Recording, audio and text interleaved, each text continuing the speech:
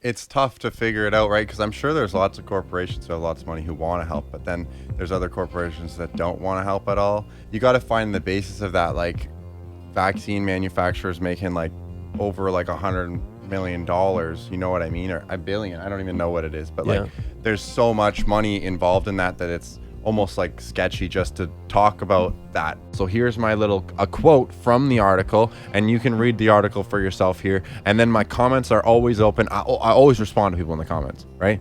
I'm always open for discussion. I actually really loved space before, and it kind of bummed me out when I was like, "Their space doesn't exist." Yeah. Tim.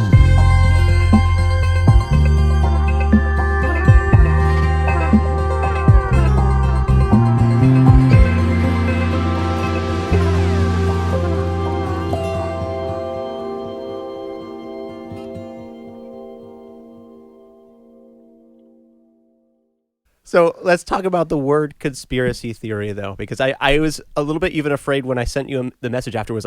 Connor sent me a nice message, and every time you're reading text, it's always hard to like tell the undertones. I thought you were like, "What the frick? Why did you say it that way?" Because to me, when I think of a conspiracy theory, that's not a negative word. It's just that's a technical type of theory. Yeah. You've got a definition: a belief that some covert but influential organization is responsible for a circumstance or event. Yeah. So it's just and it's become a derogatory term, kind of, in certain ways, right? Like, I don't really care at this point. I'm like, sure, call me whatever you want, but like, you can see these things happening, a lot of them, you know, like, so it's pretty open when you look at the definition there, right? Like, but yeah, it's just that there's a group that's kind of developed around it, and I don't know how.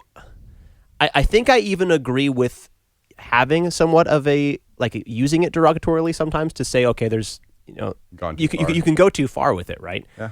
I mean, just believe it. But why is it that groups of people specifically? It's usually a group thing, or like, sometimes it's just specific people. But there's like, the hippies of the 70s. That was like sort of a response, I guess, to like the Cold War, I imagine, or like just at that point it was just there's a lot of stuff happening in the government. There's a lot of propaganda needing to happen in order to maintain some cohesion in some intense times. And so then at that point it was kind of easy to poke a hole in the veil and see, hey, there's something more going on here. If you look at when the term actually started coming around, it was kind of right after JFK's assassination, like when it really blew up. That's when it became a term, so to speak. And it's because everyone was saying that he didn't die, or this happened, or someone was on purpose, or like no one knew, but right. So they started pointing out that's conspiracy theory, which it is. A lot of these things are conspiracy theories, right? Like you think someone's conspiring against you, right? There's a conspiracy theory, like a conspiracy to build your home. Like there's a plot of land, you know what I mean? Like, and then you follow the blueprints. So there's even more of a plan, right? So you could really go really deep with that if you want. I mean, in the definition we just read, the part of the definition is that it's like, it's secret. Well, covert was the word, which covert. I would actually disagree that most things that people think are conspiracy theories are not actually very covert. Like a lot of them are actually pretty explicit. Yeah. At least I don't think there's too much covert. I think there's lying, but I think actually people are, ironically enough, honest about their lies in a lot of sense. Like when they get caught lying, there's not too much, people to. There's not too much like backtracking on lies. There's a ideology of the ends can justify the means in a lot of, especially in politics today, which is used as an excuse for lying, which actually makes a lot of these things not so much conspiracy theories because the lying's not very covert. It's just it's just outright. Yeah. But then if it's going to be a lie that actually works, it has to be.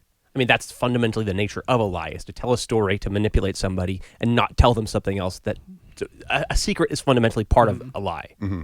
Right. So,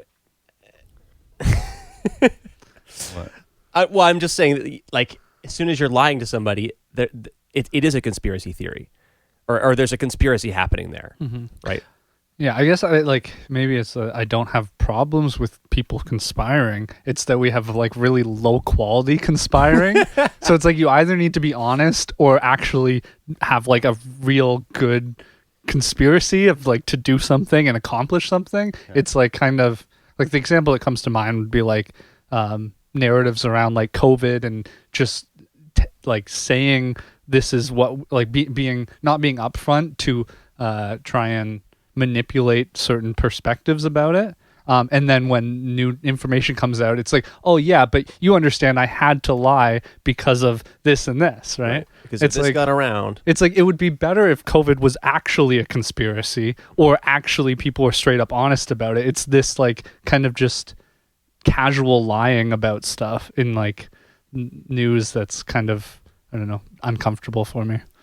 I have this like, it's almost a theory. I wouldn't say it's a conspiracy theory, but just a theory that like there's something about the world we live on that you have to like, I think this would tie into God more so, but like you can't force people into making bad decisions. So most of it is literally like you have to make the choice. So they have to figure out a way to get your consent for it. That's what it's about, consent mostly, in my opinion. So Or they like have the to, illusion of freedom, basically. well, yeah, exactly, right? But so you have to willingly decide to do it for it to be allowed, so to speak, because for some reason these people who put these things out, they always give you clues. Like it's not like they're lying straight to your face, like Connor's saying. Like there's information out there. It's just like they'll distract you with other information, even though they put out the right information, you know.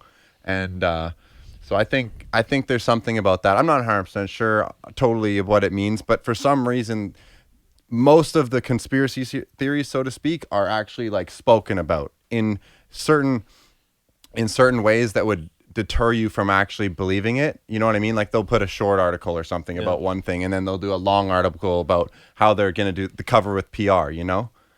I feel like it's almost the other way around. Well, I'm not sure which one you're saying is the short and the long one, but they tend to like the long one is the one that scares people away, where it actually has the information in it.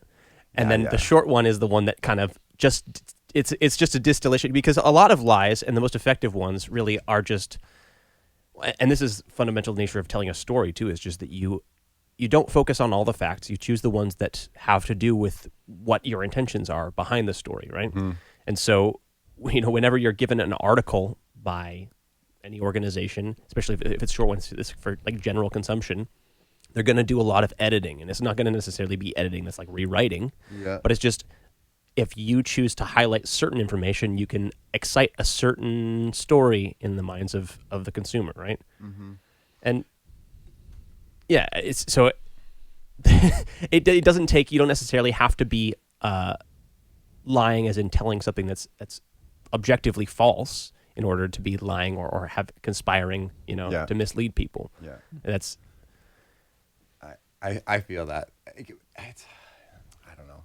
It's hard. It's a hard topic to go on because the conspiracy theory. Now we're going over this. The definition. You were totally right that I think most things that get described as a conspiracy theory aren't conspiracy theories. They're like either someone's conspiring or they're not, and like it's just people working for their own agenda, so to speak, right? And they have to do whatever they can to get you to believe that, right? So, and I would actually agree with what you're saying about that it's a longer article, and I think that's also because most people don't read through full articles either, so it makes it a lot easier, and it's easier to touch up one little sentence that was off and keep the rest of the article than to, you know, if you just have a few basic points that are very direct, and it's like, well, that's all you said, you know what I mean? It's harder to go back on that, right? So it's almost like conspiracy theory is like a misnomer for used to like drag people that just have higher levels of like distrust in general, right? It's like that doesn't mean that they have to be like explicitly claiming any sort of conspiracy. Because like I would say I don't identify with many conspiracies specifically, but I generally identify with like general mistrust. But it's like, I don't know, it's pretty casual in my life. But it's, I don't know, like I think that's what attracts me to, you know, people that will get labeled or an idea that's get labeled as a conspiracy. It's like sort of attractive because to me, I'm going to find some sort of community that is mistrusting of things that maybe shouldn't be trusted as much as they are, or they're more divisive than they generally people see them to be. Yeah. I mean, at this point, it seems like, especially with the rise of like people who deeply feel convinced that like the Earth is flat, or a lot of like there's a lot of general mistrust kind of building up, and it's kind of communidifying. Like there's new sort of almost like religious groups of people where it's like, okay, well, I mean, I guess especially the internet allows for this sort of thing. So it's like as soon as you have this same kind of mistrust for this particular narrative that is being told to you, you can go and connect with a whole bunch of other people. So I'm trying to wonder out loud why it is that there seems to be a new wave of conspiracy theory groups, and like, I don't know, it's becoming more and more common, I guess. I think it's just because of I think most of them go back to big corporations or government for the most part. Do you know what I mean? And it's a cover up for something or this or that, right? Like, I just forgot what I was going to say. I don't know. You think that it has to do with governments or big companies? I mean, there are more big companies and larger governments at this point in history than there ever have been before as well. So there's less friction for forming a conspiracy theory group of just like a bunch of people who actually believe a story or like are investigating a certain doubt in a institutional narrative. Mm-hmm. And there are a lot more larger institutions, which the larger your institution is, the more sort of incentivized you are to kind of manipulate people with sort of conspiracies, right? Yeah. Yeah, it's tough to figure it out, right? Because I'm sure there's lots of corporations who have lots of money who want to help, but then there's other corporations that don't want to help at all. And you got to find the basis of that, like vaccine manufacturers making like over like $100 million, you know what I mean? Or $1 billion, I don't even know what it is, but like there's so much money involved in that it's almost like sketchy just to talk about that, because it's like, are we helping or are we not helping? Like, why is there so much involved? Like, why aren't we just actually doing humanitarian acts, right? Mm-hmm. And then with governments, like governments have just been known to be lying for like all the time. Like even like the CDC gave like black people syphilis, saying that they were giving them free health care. If you look that, I don't know, you can look that up, but I can't remember what it's called, but they literally said they were giving them free healthcare and everything, and then they gave them syphilis. It's wild. Okay. Well, that's if what you just type in syphilis. I think Eric Weinstein's talked about, like being able to just dismiss people or categorize another group as like conspiracy theorists and like dismiss them because of that is actually like a privileged position to not have experienced specifically in your life targeting, right, from these things, whereas there's lots of actually, again, it's not really much of a theory, there's more proven examples of minority groups being targeted by large institutions and organizations, and that's they certainly would naturally build a distrust for large institutions, and if you trust them, it's really almost a point of privilege that you can trust them. You've been existing in a scenario where everything's been going well enough for you that you don't have reason to be doubting the trustworthiness of the institutions that are like above you, basically, that are basically supposed to be or supposedly taking care of you. Mm-hmm. Yeah, I think that's a big part of why like there's a lot of people who don't have any mistrust in it, because like they've grown up and they know like, oh, like they help me out with tons of stuff. What do you mean? Like, look at the roads, look at this, look at that, right? Like, there's also obviously bigger things than the roads. You know what I mean? Like, I've never been on a podcast. I'm a little, my brain's going a little quick. Yeah. I'm just trying to get in the mood of it, right? But yeah. So I think there's general reason to mistrust people, but like, I don't think that means a lot of these people, so to speak, called conspiracy theories, literally just throw trust out the window. I feel like they trust nobody. Like they trust nothing and they trust nobody, and they get lost in it. And they're literally just someone who just goes, no, that's not true. No, that's not true. Well, what about that? You know what I mean? Like, and those people are, I don't know, sad to say, like they kind of got lost in it. You can navigate through these things and you can find truth within things that have been told to, or like lies, I guess, in things that have been told to be like truth. Like they said they were giving them free healthcare, and we now know they're not. Like this did you find anything on that, Sarah? Yeah, and is this it here, Brayden? The Tuskegee, I believe. This is on history.com. Okay. This happened back in the 1930s, though. Is that Wow. familiar? Okay. And time scale makes a little bit more sense too, because Absolutely. I don't know, maybe there's still crazy shit like this happening now, but I don't know.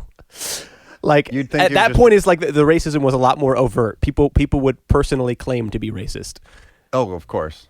Right. Of course. At this point, it's like nobody, even if you were the slightest bit racist, it's like it's such a scary term to identify with. Nobody like that's the worst sin you can commit at this point. So nobody's going to say that they're racist. But Well, it's not to show that this is like to say, see, it's happened before, like in a direct connection, but it's to say that people that have been are identify with groups that have been targeted in the past, whether it's happening still or not, you'd understand a different tolerance for trust, which I guess we have intolerance for different levels of trust in each other. So people Right. dismiss people on the other side, like on both sides, you just dismiss as less intelligent, or you didn't see what I saw. But we're not realizing you're not talking about actual facts. You're just encountering people that have different tolerances for things. Right. And those people are actually really useful to have as part of one community.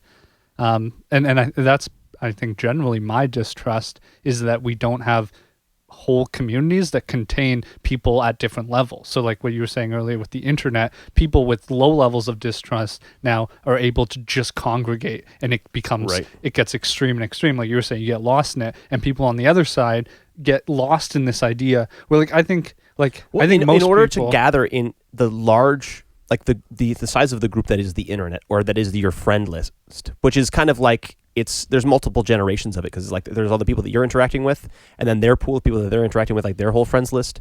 So whatever, it's not a closed group. It's a really, really massive sprawling group. To participate in that, you have to have some sort of shared narrative with all of those people.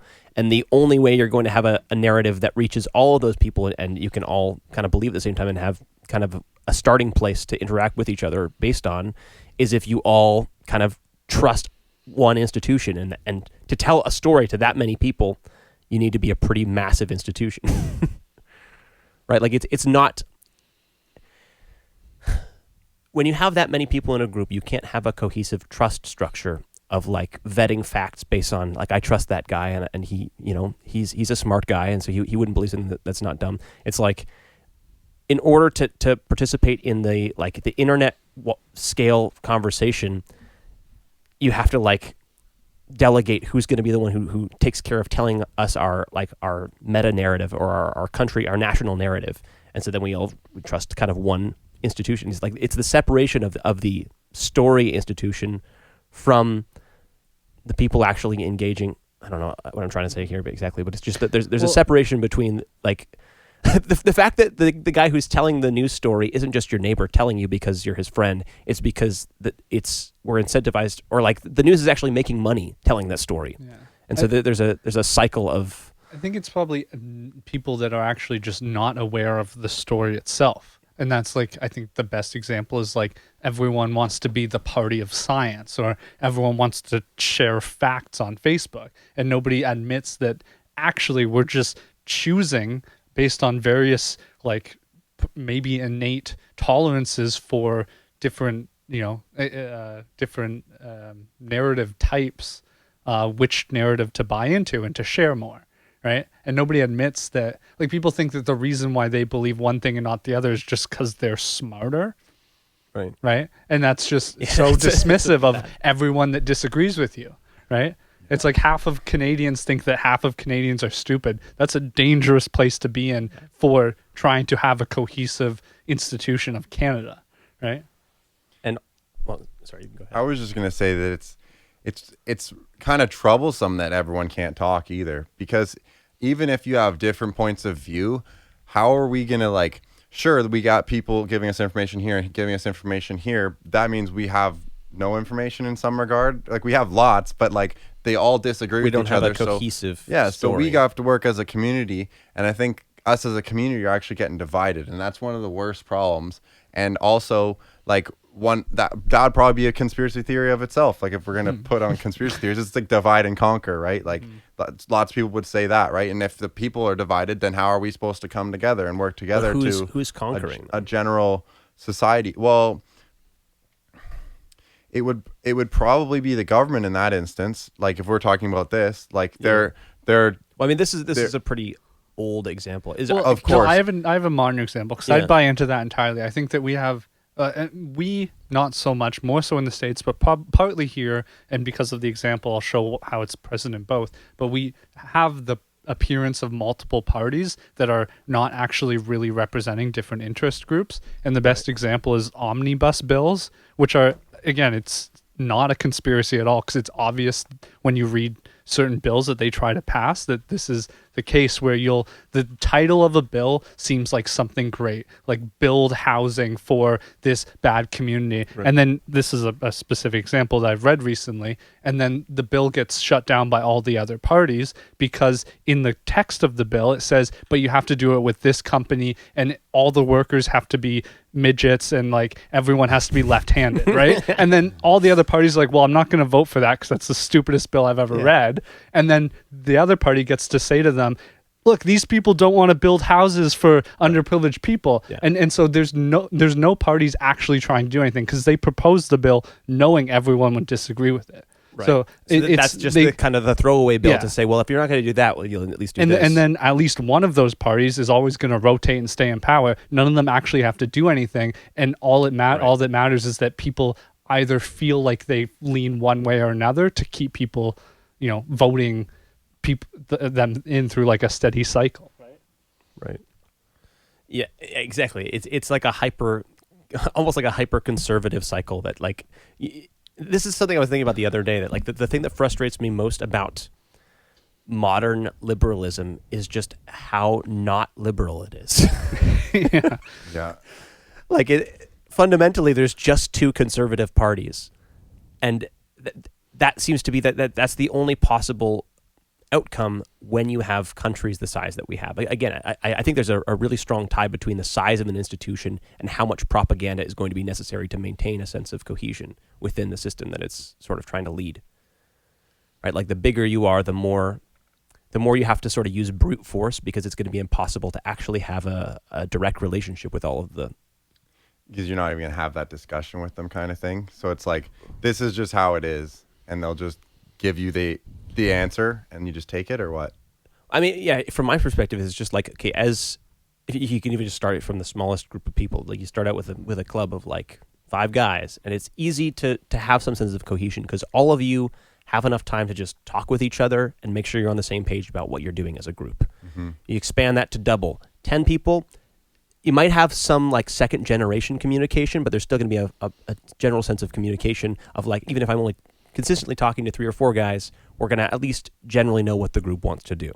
You get to 20 guys, it gets a little bit less, but there's still, again, with 2 or 3 generations of interaction, we can still be more or less on the same page, and there's personal interaction happening across all of those people, right? Mm-hmm. Once you get to like 100 people, then you have to start to implement different technologies like documents or memos, because the only way to make sure that everybody's on the same page is to sort of compress the information that's necessary to bring the unity to the group, to say what the group is doing, put it on one page that they can all read, make sure everybody reads it, and then you can kind of have your little mini discussions within that group. This is 100. I mean, growing up in just watching this happen in churches and seeing the way different scales of churches operate, you really see these different group dynamics pop up. And it's like once you get to the point of like a mega church, like where it's like thousands of people, like 10,000 people, it's like that's not a group anymore.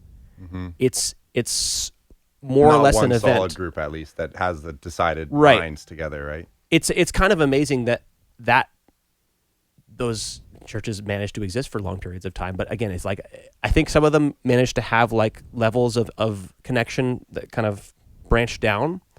But at that point you have to sort of market to your audience, and rather than being a leader so much that's leading a people that he knows and is like trying to, or even like a group of leaders leading a people group in a particular direction, you have to sort of become a populist as a leader, right? You have to start to kind of play to the people, and at that point it's like, okay, so then you're just telling them what they want to know. That becomes a fundamental part of your conversation with your become congregation. Conservative. It becomes a very strong conservative force, right? Because you're trying to conserve the group. You're trying to conserve Of an actual course. cohesion to the group a bit, right? And so at that point, the story that you can get across to that many people gets smaller and smaller because you have to make it simpler so that way everybody's on the same page. And you have to, because even if it's a little bit complicated, if everybody's not on the same page, the group thins out a little bit. If you're trying to hold the whole thing in there, you have to make sure it's a really, really simple narrative everybody can get on So board with. this Everybody to knows me what this is points about. to the biggest issue that I see today. That's just like social interactions on the internet, right? It's like so thin. We basically scaled communities up beyond mega church level without any sort of institutional documentation. Like you talked about, you create as it scales up, you create sort of doctrines of behavior, to make sure it works. But there was like a sudden expansion of large community interactions with like no. I mean, I think the new problem that is in the internet is with total removal from like in-person identity, from like your bodily identity, and then it's just with too many people, and I think individuals become conservative with their own opinions, so nobody changes their opinion on the internet, right? Everyone Because doubles you can always down. find somebody that agrees with you. You Yeah. can go join a group of people that Exactly. agree with you. And so you're not, because a lot of incentive so when you're participating in a group and the internet's not in the equation, it's like there's something that you need about that. Like there's a greater sense of meaning about being part of a group, being part of a church community, or being part of some religious community, or just being part of a club, doing something that like it gives meaning to your life. It's like it's important because it's fun. Yeah. It's like it's exciting to go in, and it makes everything that you do in life have meaning because you're doing it for the group and you're excited to tell the group about what you're doing, right? Like in these cases, when you actually have a group associated with what you're doing. Oh crap! I'm just brain farting here. Probably could have a couple of these, Sorry. but In too deep. Where's the thread? It was a. I'll see if I can get back there in a lost it, too. second. But well, maybe we can just pivot here for a second because I want to see if we can dig into our current moment a little bit. Well, I think my question to you as a guest here would be like, I think more than both of us, you're bought into engagement online, and it's something that I struggle with, the temptation to do, and then it feels, generally my experience is I feel awful when I do it, and then I try the next time to just like totally unplug, constantly trying to like delete or like re-add Facebook, then just delete it. Like it's like constantly this struggle of like, I hate this, but it's such a big part of it seems like the world Yeah. today. And I don't know, like do you have any sort of struggles with that? How does that, like, what are your sort of I think, feelings on that? I think when I started, like, I didn't go about it the right way. Like, I know how to word things, so I'm being polite and still getting my point across. I don't think I was very polite at the beginning, and like that did cause me problems. And I was going on, and I'm like, oh my gosh, this person said this and blah blah. It's so annoying. It's like, why am I letting this stress me out? Like, we're supposed to be, like what we were saying before, it's a community where we're talking. So Right. I have more of a different perspective on it now, and it's like my views may not be seen by other people. I'm willing to put myself out there, and a lot of times like feel ostracized by people. They're not very kind about a lot of things, right? Yep. And so I'm willing to put myself out there and be like, hey, don't really care if you agree with me or not, but I'm willing to talk about this, and this is my Facebook or whatever, right? Yeah. Here's what I want to talk about. Here's an idea that I maybe vibe with or maybe jive with, you know what I mean? And Yeah. and I'm willing here to talk. So, and I'm actually not against changing my opinion. I've gone online and I talked to people, and like, of course, it doesn't happen all the time, right? If you have a firm belief in something, or you've looked some things up, and someone's talking about something maybe they haven't, and they got a basic answer or something, and you're like, let's just go into this more. Sometimes people don't even want to go into it more, and that can be annoying, right? But if we had that community aspect where we all taking each other as like a person, like we have a body, you know what I mean? We're a person. If it was in person, it wouldn't be the same. We wouldn't Yeah. be making all these like snide, rude comments or snarky comments, right? And I think that that's a big part of it. So I try to act as if I'm with them in the room for the most part. Like, I'm not saying I haven't like said anything that doesn't seem like, oh, that's just him trying, like he's trying to be nice. Like I'm also a person with opinions, and I'm not here to, like, I'm no like professional who needs to say everything perfectly. Like I'm a person, and you should be able to take what my opinion is and the way I'm saying it, and know that I don't mean any harm by it. Like I love everyone, and I'm letting them disagree with me, and I have no problem with it. You know what I mean? I'm down for it. But if I think like something's going to hurt you or something's going to negatively affect your life, like I'm willing to say it in the fact of me being hurt in the process. Like say your friend's like dating someone and like they just suck, you know, I would be that person to be like, hey, that person sucks. And they wouldn't like that at first, right? But then like 2 weeks later, they'd come back and they'd respect that I was actually willing to say that to them when no one else would say it to them, right? So I kind of take that kind of route about it. And I think it is hard to talk online with people, but yeah. Okay, this is actually, as soon as we started getting back on this track, I remembered where I was going again with the community thing. And so the difference, and this is exactly what you're just talking about now, is it's the difference between interacting with somebody online versus in person.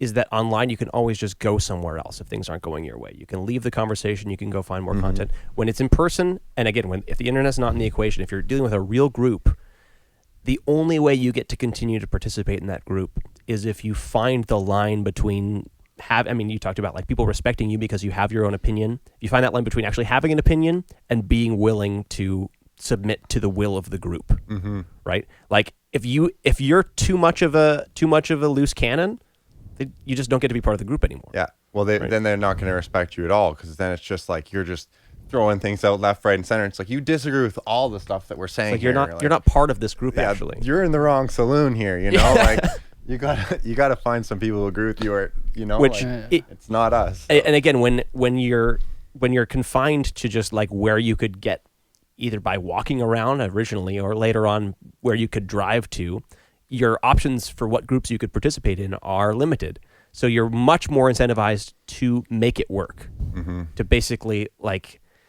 I don't know. I feel like this just sprawls off into just the way we think about relationships in general at this point in history. It's like because of the massive technological improvements we've made, even with travel, there's so much freedom to, if somebody doesn't see it your way, just go and be your own person. It's like it's so much self-freedom, so much self-love, so much like self-acceptance. Is like your way is probably the best. I mean, that's sort of what. Here now, I'm going to get into a conspiracy. Like if. There is a bunch of tangled wills in even the propaganda of the stories we've been told as kids, telling everybody like just follow your heart. It's all about what you think. It's not about what the community is wrong. You're right. Everyone else is wrong. I feel like that was a message of like almost every cartoon I watched growing up. Right? That was such a prominent message. And fundamentally, if you follow that all the way, when you grow up, you just become a crazy hippie. Yeah. Right? You become somebody that's not willing to take anybody else seriously because I'm following my heart, right? My heart is leading me the direction. And the other side is that you're not processing things logically, which again, I don't think logic should be the only faculty that we process facts with. You should follow your heart. I think you should also have a degree of the outside world. Like you need to not just interact with yourself. You need to interact with other people. Yeah. And that takes... You just have to look outwardly, and that requires you to negotiate and deny yourself in favor of an outward interaction. Which, if you have a value system that says that it's always you, then you would never do that. Basically, then you get to go and do the Facebook group thing where you just go find somebody who agrees with you, and then you get rewarded for never listening, never giving in, never, like giving in is that's obviously the kind of the more negative way of saying it, but you'd never get rewarded for being a good sport, basically would be a nicer way of saying giving some ground, willing to, you still be friends and stuff, right? Because you're like, I'm out of here. Right. Well, I don't care about you people anymore too, right? So that's a whole other problem that would get caused by that, right? It would be like a relationship of faith though, with like, if you have a community and you trust the community abstractly, it's like, okay, if it even like this is what happens like when you do something because it's like this is your family way of doing something. It's like you trust the spirit of your family. It's not that you're trusting any particular person in the family. You're trusting the way, like having faith in that way of that family tradition, right? When you appeal to family tradition. Yeah, I hear that. which like that's fundamentally the opposite philosophical perspective of the the extreme conspiracy theorist. But I mean, we're kind of building a straw man and pointing about how dumb this position is. I want to talk more specifically about like what are some conspiracy theories that you personally buy into, because I think you're a little bit further leaning that direction than maybe I am or Connor, although I think I definitely have a lot of sympathy for that perspective. I actually wrote some down. So Okay. I just figured it'd be easier, just because I can pick through. I think a lot of things are not true nowadays that we get told. So I figured I'd pick the ones that You want to talk about? Okay. Right? Like, I don't want to go too deep. We'll go later. We'll go into the Let's deep ones save it. later, right? Yeah. Like right now, I guess we shut down everything, right? We've shut down everything, and we Lockdowns. say it's for the health of the people, but we just shut down 30% of small businesses, and that's like a huge amount of people's livings. And now we're just giving them government money and stuff. And this is literally what the conspiracy theorists, so to speak, said was going to happen. Like they were like, well, like right now, like I would say the conspiracy theorists think that there's going to be UBI, like universal basic income, coming in. So this in their eyes would look like it's programming you to just get on the government dollar, right? Right. And so that would be one thing. I think that there's a lot of things, like even like vaccines right now, like they're getting they say they have a FDA, like they're passed, right? They don't actually, if you go on websites and stuff. But this is what I mean about like the truth is there. If you look, like if you go on Pfizer's website, you can see that they only got an emergency pass. And I can read the picture to you. It literally, basically, it's kind of like legal jargon, but I'm pretty certain from what it says that once the emergency order's up, so is the FDA emergency pass. So that's why I think that this lockdown will continue until they either get their number of vaccines that they want, or, which I don't understand. I'll get into that in a second, but they're either going to do that and they get the amount of vaccines that they want in people. And then I think that, like, personally, like, I don't agree with abortion. I'm not going to tell somebody what they can and can't do, right? But I would suggest otherwise. But I think that once you get a vaccination, you're almost like a woman who had an abortion. She's more likely to agree with that because of the personal skin in the trauma game, that, right? and it's like, if I agree with this, then I'm going against everything that I've done, or like something. But people are able to make mistakes and realize that that's, not what I want to do. Maybe I made a mistake in the past, but that's not what I agree with. So I think that once you get a ton of people vaccinated, now you're going to have a ton of people who are dead set on that Bought more ideology, deeply into right? Like the Pope came out saying that yes, there's fetal cells in it, but I've said, Sorry, spoken there's to what? There's fetal cells? yes, aborted fetal cells in the vaccine. You can look it up if you want. Can you look that up? And That's common knowledge. yeah. That's just I haven't heard that. Look up the Pope when he said it. He said, yes, there is in there, but God, he basically says God's okay bless with them. it. Yeah, it's crazy. The Pope is whack, but but he basically said, like, go look. There we go. Okay, but was he even if research? Let's see, fact check. Yeah. Oh, Go to fact check. Why not? okay. Why not? The second one. Second one, and maybe see if you can zoom in a little bit because we can get a little bit clearer. Go ad. Oh gosh, allow ads. Oh, allow ads. Oops. Oh, Ad free, they're gonna make you pay. now we're gonna pay. Crap. Okay. Go back. So wait, this is okay. Gosh, You you know go to the other ad website. This is Yeah. not working. I have That I way, can- okay, way so- more sympathy for like the producers on podcasts. Yeah, I'm trying to do This this. is hard, yeah. Okay, yeah, there you go. Perfect.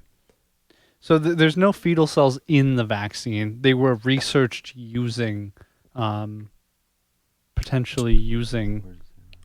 Even if the vaccine's research or production involved Production using cell involved lines using derived cells. from aborted fetuses, given the grave danger of the given the grave danger of the pandemic. Okay, so it was okay because we were in grave danger. Yeah, so there's like a trade-off. Which, I mean, I can I can understand the justification process, but I mean, and this is where I would agree, like metaphorically with the concern, but not with the specifics.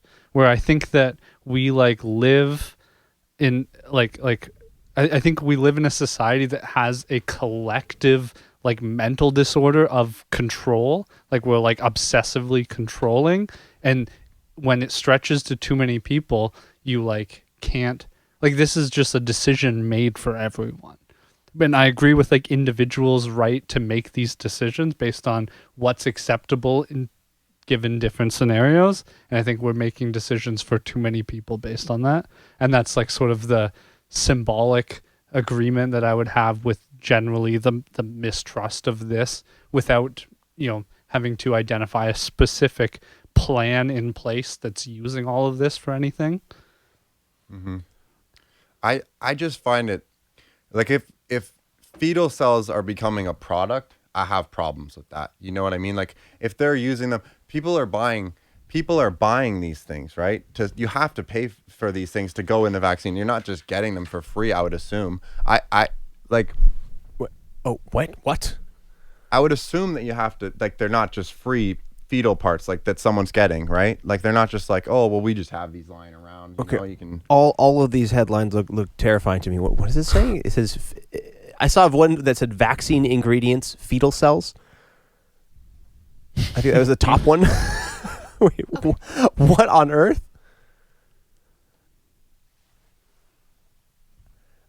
What cells are we talking about here? Like, is it stem cells? That would be my assumption. Probably. Because This is stem cells are used in a lot of cancers. That's something that you can take out. Yeah, you don't have to, like, this doesn't have to be like a dead baby Yeah, I was to going to say, extract like, you fetal can cells. donate that. You can donate that. Like, if you have a healthy birth, I'm pretty sure you can donate that. And then I would just say, if there's an aborted baby and they're able to donate that, I guess why not? Yeah, I think you can get those stem cells from the placenta as well. Yeah. So Is that you the wouldn't same? Yeah. need to actually have it from the fetal cells, right? I don't know if they consider those fetal cells as well, you right? have to Like, ask, that's does fetal cells, is that a category that includes the placenta and includes just any cells? yeah, that's a question. That Well, I don't know. and I think this is sort of my point, is like these are all a lot of like facts that like a lot of people just have to do, like you have to act in the world before you can know all the facts. Right. And I don't know, maybe we do have to trust institutions more. Or we have to trust that we have certain people that aren't going to trust them. And I have grace for people that will just trust them based on other, like that they don't have the capacity for not. Yeah. Well, fundamentally, it's you're forced into a situation like this is the world that we're living in is so much bigger than it used to be, and I'm saying used to be like hundreds of years ago, but even like 100 years ago. Mm-hmm. Like the amount of the earth, the amount of people, ideas, atmosphere, the amount of, in general, the size of the world that we have access to and that we're basically forced to process on some level or another is way, way more than it's ever been. And so in order to deal with that massive amount of information, you have to basically swallow the pill of trusting some narrative, right? You like a narrative would just be a compression of the data into something that's more Exactly. intelligible, right? And so as soon as you're willing to do that on any level, there's potential for you to be deceived. Yeah, for sure. What is it we just pulled up here? No, the one above. I'm opposed to abortion. Embryonic stem cells. So they donate eggs, and I'm guessing eggs and sperm are donated to a lab. They fertilize them not in the womb, and then extract the stem cells. Which is like, this is like, I don't know. what is that? Like, what do you do with Fertilize, that? though, I mean, but this you whole site fertilize is them, like, talking that's- about the Are you ethics making the of it. child just outside of the womb at this point, or are you? I think that's what Well, they're like saying. that's kind of Well, I guess this is the abortion argument, which I'm somewhat anti-abortion in symbolically the narrative of it, but I don't think technically I'm anti-abortion in the sense that, like, Okay. I think that when I think you make a trade-off. Like there's a power transfer that we give to women in a sense that's like, if you do this, you can, if you you get to exchange motherhood for all sorts of power in this like, market economy or something. That's I think a false, or it's like, it's very, like kind of to what you're talking about. It's very very solipsistic. It's very much like I can sacrifice my relationship to something else for how I could potentially feel about myself. I think there's a lot in the narrative around, abortion and those rights that I am, questioning of. But I think that like technically, I don't think anyone's making that trade-off decision in this scenario. Right? You're going to have to spin that out a little bit slower. I feel like there was a lot Like compressed what- into Like that. I think that there's the bad narrative that's given to like young women is like that there's a trade-off of power in this like super amazing market economy or motherhood, right? And it's like if you have an abortion, you basically sacrifice a child to yourself in a symbolic sense, that you have all this potential that would be ruined by a child, and that's, I believe, a bad narrative to spin. But Right. and that would be why I would sympathize with a anti-abortion perspective. But I think that's absolutely nothing of the trade-off that's being done here. I think you have lots of eggs, and if you can donate them, like there's no trade-off of like nobody's not having a kid because they're donating these. Well, actually, it's the complete opposite. So these, if you read more of it, it says that these are coming from IVF labs. So these are people, men and women, who are going to labs and saying, we can't make a baby with our bodies. We would like the lab to make a baby. They have to have so many, like it's all about statistics in that they take so many eggs, so many sperm, and so many get fertilized. So the ones that So they these- don't use, there's only going to be one that's successful, So and this is they'll an actually extremely implant. pro-life lab. Exactly. That's like This is literally what trying yeah. to create life, and then as Well, a side it's not. effect, I would say it's not wasting life. yeah. So they certainly. created these eggs that were fertilized, but they're not going to use them. But we are going to use them for research Yeah. and for vaccines. And pro-life for then the life of people that can receive the vaccines, I guess.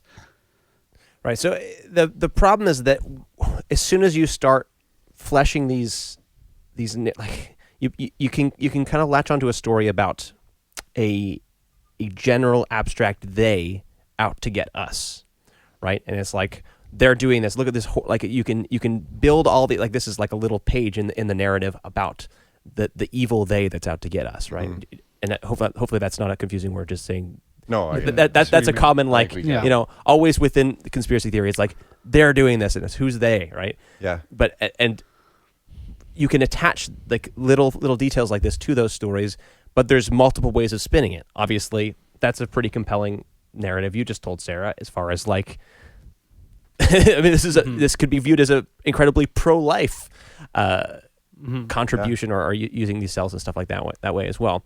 But it's just that I think that when we do this, when we even when you just point to this as sort of evidence of the evilness of the government is kind of is a good catch-all for it, but it's like I think it's getting at something deeper where it's almost like a religious impulse where it's like in the world when we know there's bad stuff going on, in order to process that we have to tell a bit of a story about reality. And again, this is one of the ways we compress that data. And so it becomes sort of, and this is like, even there was the show Mythbusters, right? Like myth, that's a word that's generally kind of frowned on, or it's like looked at as like kind of laughed off. It's like if you believe in a myth, False. right? Myth Yeah. just means false to us, which is a huge warning sign to me, right? Because previously, what myth, I think part of what it was supposed to be for, maybe you can look this up too, is that a myth is basically just a compressed history. It's like It's more true. right. It's rather than having libraries full of the data of your culture and like all of the details of the story. You have something passed down to you that you can actually understand the story. It explains the mysteries of natures. You know what else tries to do that? science. Wow, we have these two technologies, and for some reason we have this dichotomy of one or the other. Right. And we don't tend to admit when we We overvalue one, and then people don't admit when they use the other.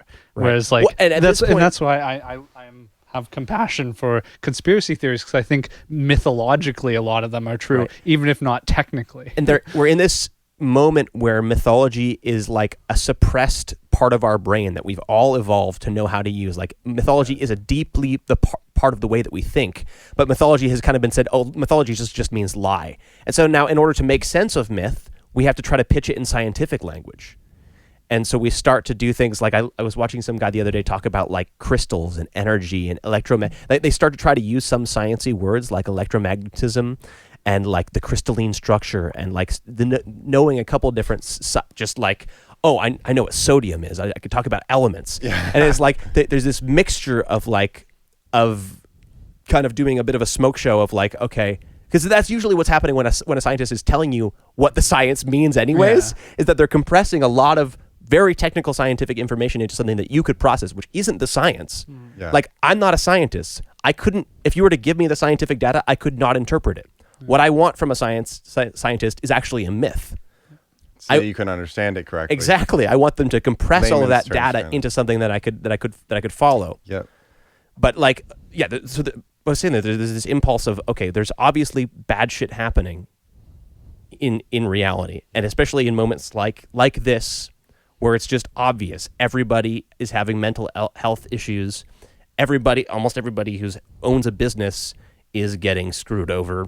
Like, there's a lot of obvious problems, and it's like, how do you deal with this complex of a problem? There's hundreds and hundreds of obvious problems all around us. How do we tie that up into a cohesive narrative? Yeah. Well, and what you're saying is myths are the primary tool for solving moral issues, essentially. But you know what else is? Blame, right? Well, that's for mitigating moral responsibility. Right.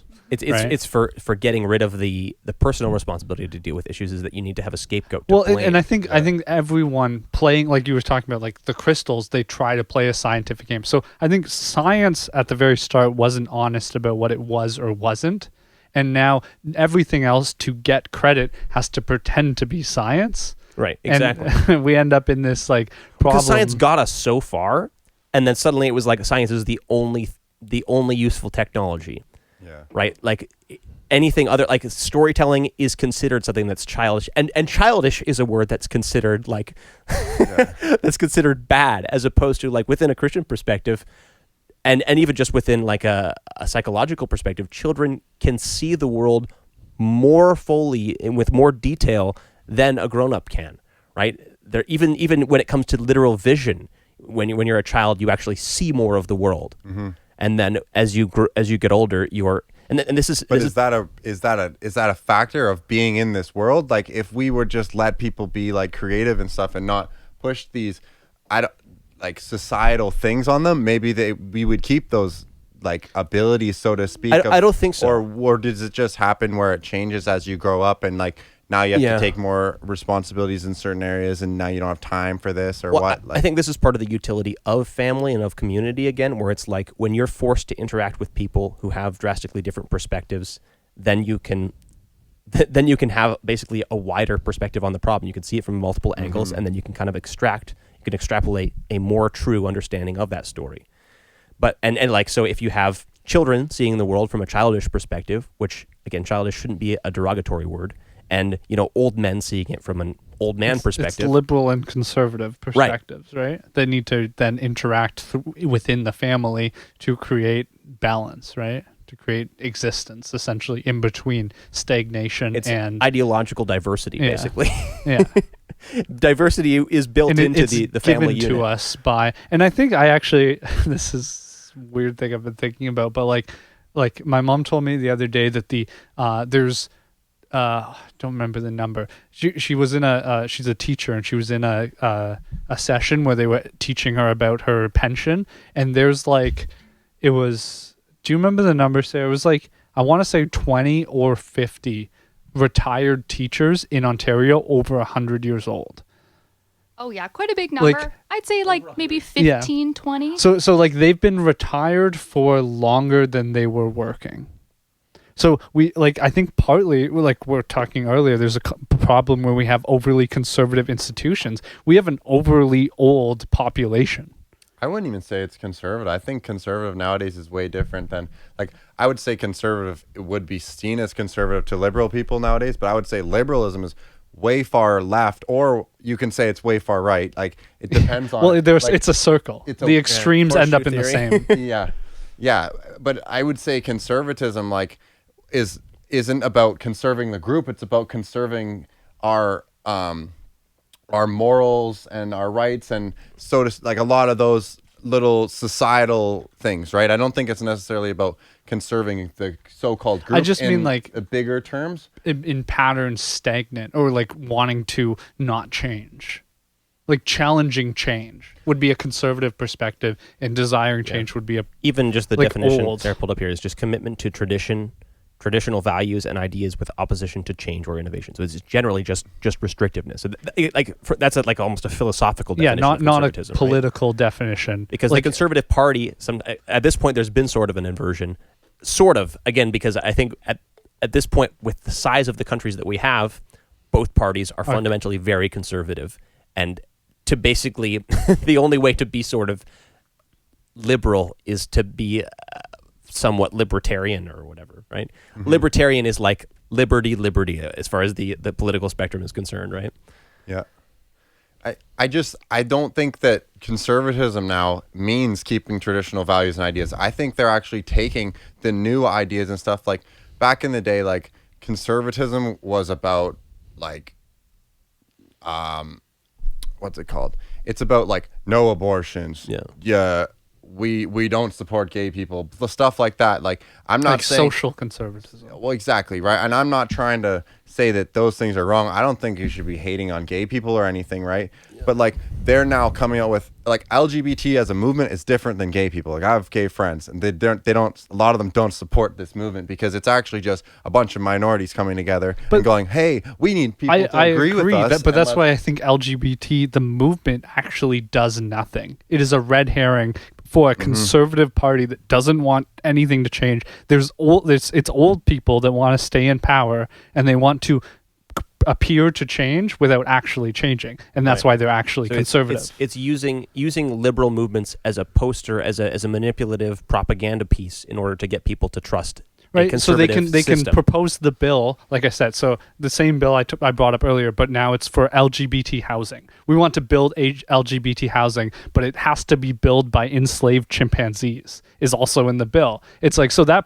party now gets to appear. This is real. I'm making an example, but it's an example of a party that now appears to be pro. Like a progressive, they're pro LGBT. They've proposed so they get to have building housing. The optics of having. We just proposed a bill that has to do with this. But they, with full knowledge that nothing's going to change, and they're going to be able to get voted in because of it, right? So they're conservative. I would feel like the people who are voting conservative, which are conservatives, so to speak, and the actual party behind it have a totally different view of what conservatism totally is too, right? Because again, you get this populism where it's just you're playing to a certain group but again, that happens whenever you're that disconnected from the people. It's like when you're at this point, like, as far as people that are like directly interacting with me on a daily basis, and that being a generation, I think my president, or even like you said, Doug Ford is probably a couple generations away from, as far as like people ever interacting with. But like, as far as like on a day-to-day basis interacting with Doug Ford, that's probably, just thinking about it, probably like 5 generations away. Maybe. Well, I've met and interacted with Will Boma. You have met, but again, this is about like day to day. Yeah, like actually caring about the person. I sent him an email. There's a difference between I don't know if he got it. Like an acquaintance and a friendship. Like a friendship, I think I would consider that like a friendship generation. Maybe that's just to kind of tamp down on that terminology. So like I know someone that probably interacts with them more frequently. Right. That I interact with, pre-COVID once a week, post-COVID. If online interactions don't count, never, which I don't think they should. Online count, interactions shouldn't count.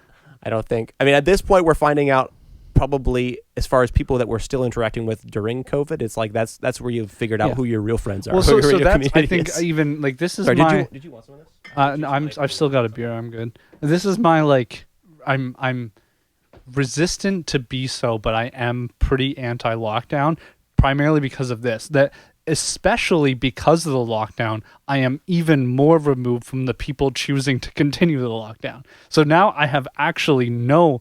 Like, whereas before I would like go to church and people at church knew Will Boma, who is a MPP, so he meets with Doug Ford. Now I don't even have that interaction. Right. We think we do because we like watch We've a dissolved stream, even further but the like little community that we had left. Yeah, there's not really. So like it's. I think the real concern that I have with the lockdowns is that it's limited us to this like internet interaction, which is only the facade of interaction, and now we're like that's the worst totally part isolated. Is that, okay, so in the same way that I would say that the most liberal politicians are masquerading, or they're just conservatives masquerading as liberal, social media is just entertainment masquerading as community, as social. Right? Yeah. It's fundamentally not social. It's the lie is right in the title. It's not social. And I think that those problems came along way before the lockdowns even, but now they're just even heavily, now it's more just, heavily yeah. enforced. Now some pressure went on our system, and we saw kind of, it's really just an apocalypse, which is like a revealing, showing exactly how weak our system was. Yeah, it's like you used to engage with people maybe 20%, or probably that's even high, 10% of my interactions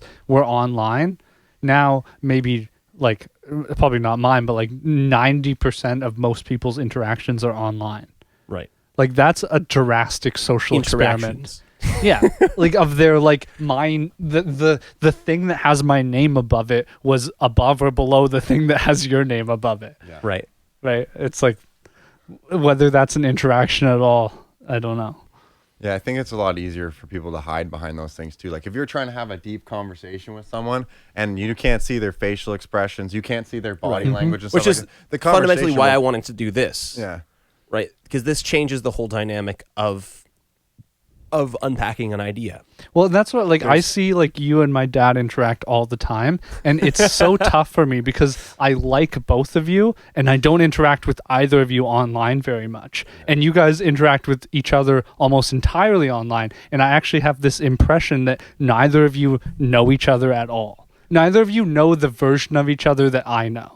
Where I know, like I think my dad has especially a tough issue on the internet because he is inherently more he's sort of controversial. He'll like poke at people, he'll like ride the line of being sort of offensive, but he's, I don't know, in person he's kind of like a fun guy, so like he really gets away with it. Online he doesn't realize that he doesn't get away with it as much as he has for 60 years, right? He's gotten away with it for 60 years. Suddenly the entire substrate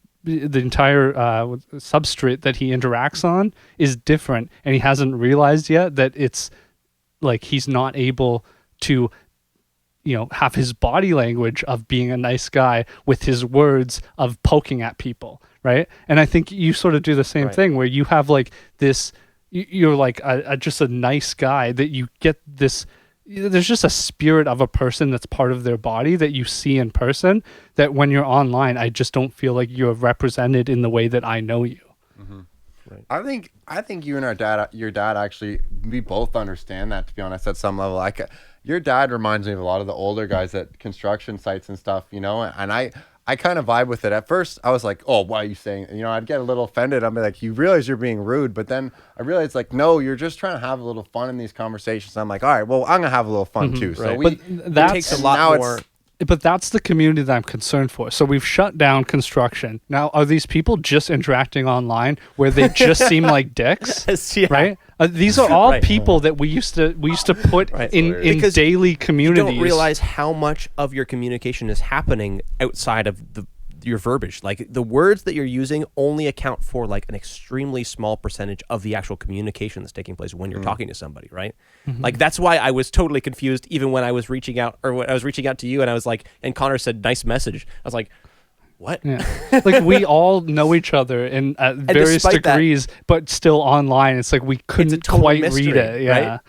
Right? It's so misleading, right? Yeah, for sure. I think it's a big feature too of male interaction, of being like a little bit of a roast as well. Whereas like I don't think females have that so much. And when it's posted online so publicly, it's like kind of even more shameful or even more forward. Especially if other people don't understand it, right? Exactly. I totally get that. But then like when I'm talking, I just really feel like I love talking to older guys, like especially at work. Like they're some of the coolest guys to talk to, and they'll tell you the coolest stuff because they've lived for so long and stuff. And like, I think your dad and I have like a level of respect for each other because we're willing to have these discussions and stuff. And you know, at the end of the day, like your dad can have whatever opinions he wants. Like I think he's doing the Lord's work out there. He's got a soup kitchen going. Like I'm by all means, say what you want. Like if you feel like God's leading you to do that, like. By all means, you know. But like the thing is, in those interactions where you guys are like, you say something, I feel like probably partly because you got to speak the truth and you feel convinced of something and you feel like convicted, you got to say this, and partly probably to get a rise out of Terry. And as soon as you get into that engagement, what should happen there again, and what happens face to face, is that there's a whole world of communication that happens when you're looking at somebody's face. Yeah. And you grind down an idea, you push back and forth, and you find exactly that level where you're both, you figure out what's too far. But when you're communicating on the internet, it's such a blunt tool of communication. You smack back and forth. There's what's that? There's like a philosopher who talks about the back and forth of conversation being, there's a particular name for it. Rhetoric? Well, there's rhetoric, but then there's something specifically, I think it starts with an H, but it's just this concept of the back and forth of, oh gosh, I forgot it. Maybe it'll come to me later. You can find it. Okay, yeah. Do you want to jump to your next guy on the list? I mean, I want to try and sort through a couple of these just for fun. Well, another conspiracy theory would be masks for me. Okay. Like, if you look up, like... Actually, you want to just pull this guy up? Yeah, sorry. So, like, masks themselves, I don't believe that they work. I use masks at work all day long, and I do drywall, and I know that stuff gets in there. Like, I have caked stuff all over my face, like a little piece of nylon. And if you look it up, there's, like... it's, like... The way to describe it is if we want to make a myth about it, break the science down, is you're shooting a BB through a chain link fence. The masks are only meant to stop a certain size of particle, and supposedly COVID is way smaller than that. So, like, they're saying that it's droplets and stuff, and it's like, well, then why do you shove a Q-tip way up into my face and not let me spit into something? Like, there's things that don't, correlate and stuff. But the mask thing, I think, is really terrible, mostly for children, because children, it's so important for them to see facial features. They have to see facial features. They have to know it. There's a test on, I think it's called like blank face or something. I don't know what it was, but basically the children don't know how to make the faces to show their emotions. And that's from people wearing masks around them all the time. And you can say like, well, their mom's not doing it. If you're just home with their mom, it's like, but it's a lot about like, you have to see all different emotions, and your mom's not going to show you and all different races as well. That's a big one. Yeah. Well, yeah, exactly. But because sure. you build because even what is a smile? It's like, it's not a particular way of putting your lips that I do or that you do. It's an abstraction. It's almost a myth about what happiness is, what the shape it takes when it's on your face, right? That's kind of funny. Right? So it's not an exact particular shape that your mouth has to make. It's an approximate sort of story you tell with your face. Yeah. Right? And everyone's got a different one, right? Yeah. And the fact that everyone has a different one is what gives you the ability to abstract a general principle of what a smile is, right? If you just see your mom make a certain face at a certain time, then like you might just think that's your mom. Mm-hmm. But like if you can see as soon as you recognize a pattern of consistency, whenever people make that sound of like laughing and they seem to be generally on the same page, and they do this expression, there's a correlation there. It's like children are especially good at finding and looking for patterns, right? Yeah. And building like new pattern recognition. I'm wondering about. I mean, this is an obvious cost of wearing masks, is that kids you sort of stunt their developmental growth, but I mean, that people say all the time, like kids are surprisingly resilient. I obviously that's a big problem. I kind of think kids are going to make it through this. I think they're going to, especially. What do you mean? Like human race isn't going to die out? Yeah, no, I'm saying I don't think that even their neurological development is going to be noticeably, like it's like there might be like a year behind or whatever, but it's like everyone was in it at the same time, so it's like it's not going to be kids as a whole, but certain individuals might be traumatically impacted by this. Interesting. That's more possibly. That's more so what I'm talking That about. makes more sense. Yeah. You know, like there's certain kids who won't grip that. Like like what you're talking about, learning what a smile is. There's also fake smiles. Like when people give you like a smile and they're like, oh, like this is my smile, and like they're just trying to like bullshit you almost, you know. And it's like you have to know the little subtle details in people's faces and stuff, and that's a critical thing to learn when you're younger. So I don't think this will go on for super long time, that to the point that that's going to affect too many kids, but it's definitely one of the problems there. And I think it's not just in children. I think it really affects our conversations in public, right? Like some people will wear their masks outside and stuff, and like I was at one of the no more lockdowns thing, right? Just on the road, just like honking, like whatever, let us know that you want no more lockdowns, right? It's not a mask thing or whatever. There was a guy there, he was on the road just trying to antagonize. He got a camera and he was literally calling us all these names and stuff like this, and he was putting in people's faces, and the guy, like, I don't know, like that's not helping anyone. Like if you're trying to be out here, be safe, like I don't know. I can't mess with that. Like I think it's a little ridiculous for someone to go to that extent, especially when you're outside. It's a little, I don't know. I don't agree with the fact that our immune systems aren't working. Like I have a very strong belief in God, and I think that if God made us, he made us perfect for the most part, you know, like you can say that there's generations throughout, right? And we have like, I don't know, so-called generational problems or generational curses, however you want to say it, right? Like curses doesn't mean someone goes, oh, I curse you. You know what I mean? Like with a wand or something. Sure. Like it's just something that, you know what I mean? Like maybe your uncle drank, your father's father drank, and then you picked it up and... You use a lot of technology. So like just in pushing back on your like God made us perfect comment. Yeah. You use like a lot of technology, right? Like your clothing is a technology. Fundamentally, the first technology was clothing.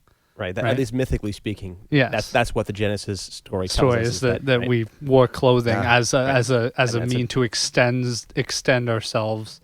You know, and I think there is some truth to that as I'm thinking about it in that was part of the fall, was our need to augment ourselves.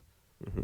But I think there's part of the reality that there was a need to do that. I don't know if the sin was wearing clothes wasn't a sin in the story. It was an augmentation that was needed because of a sin.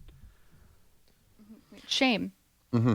Right. I think that I understand what you're saying with that, but I would say these technologies are different. They're actually taking us away from what it is to be human. To use, like, if you have access to technology all day and you can get any answer you want, are you really thinking? Like it's good to have it, like it's like a book you could look at, right? But once you stop actually thinking of yourself, like if you always ask your phone, like, what's this? Like, yeah, well, I mean, in terms of the immune system, like we have a lot of technologies built outside of ourselves that are, I would actually say, are our immune system. Vaccines are part of the human immune system, in that we have, you know, it's like you're actually, the bacteria in your gut is not made by your DNA. You don't share DNA. It's actually an external life form that lives as a part of you. It's a technology that humans has inhabited for digesting food.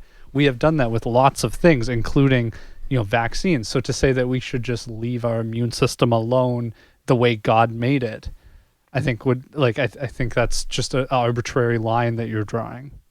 I personally have never been vaccinated in my life with anything. I got tetanus shot one time, and they put in 2 other with it. I think you have to get it with 1 other, but then there's one that you get it with 3. I asked for the least possible. Anyways, I'm literally one of the most healthy people I know, and I have a friend who also is unvaccinated. He's always, like, he's super healthy, right? So when I have problems, like, they go away so quickly. Okay, like health is not...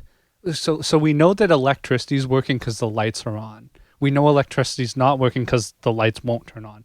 We know that health is working because of the absence of sickness, right? So you're using the absence of sickness as a sign of health that is part of the extended technology of human health.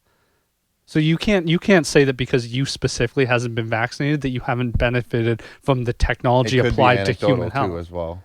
Yeah, well, I mean, there is such a like thing as, you're herd using immunity, the right? absence of something as the evidence of something, which is with health. It's especially hard to make those connections because your health is just the absence of sickness, and there's lots of reasons for the absence of sickness. Yeah, if you live in a community that doesn't have, there's a lot of terrible sicknesses you can get from mosquitoes in certain jungles in Africa, right? But we don't have those because the vaccine just puts it in you first, no? Right? It puts it in you, but it doesn't let it go through the systems it's supposed to, which is your but there's an epidermis, extended which is your biggest technology organ. of the people that going there. Like there's people that are going there and then that through a couple of generations of interaction might interact with me.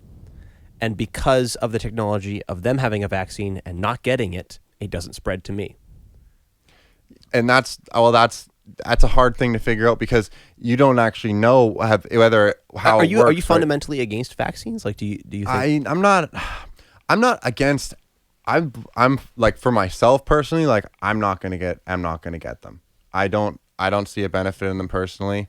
I've been fine without them. If knock on wood that's not anecdotal, but I would say that But I mean, you're not fundamentally. I mean, there's a lot of. I'm not things against other people getting them. Right, but you said that you haven't got any of the sicknesses that you would need to be vaccinated for. But there's a reason that you're not getting them. What? Well, you're talking it as it's herd immunity, right? No, I'm saying like what is the turnoff about vaccines? Like, I mean, I have my own concerns about vaccines and like in general, and then about some specific ones. But what's your the heavy concern? metals in them? They don't need those in them. They say it's to like generate an immune response. It's to hit you with the heavy immune response, so you'll kick the yeah. You'll get that them makes all in sense to there. me. But how would you get around? Like, how would you? You would excite just take it in through your systems that you're supposed to take it in through, which is your biggest organ, which is your epidermis and your airways and all these things, instead of just getting it straight into your bloodstream, right? And and there's a the point of it is that if it's injected with a heavy metal and it's a small enough, like the idea is that they give you a small enough amount of the sickness that you wouldn't have an immune response normally, right? Mm-hmm. Because that's the only way that they have of ensuring or being as close to ensuring as they can that you won't actually get the sickness that they're giving you, right? They want to give you such a small amount of it that you're not going to have, get the sickness and have it take over your body. Well, if we're talking about the COVID vaccine specifically, it's that's more a new so technology, that this one won't multiply. So COVID in your nose will multiply like insanely fast, and that's what causes like such harm in your body. Mm-hmm. But the vaccine is the virus, but it will not multiply. So it's just an amount that you the vaccine. So the vaccines in general. Totally different. Let's talk about that in a second, because vaccines before COVID, like, this is a new technology we're experimenting where the RNA is directly injected into you, whereas usually, don't know that much about chemistry or biology, but I think RNA is basically just the duplicating.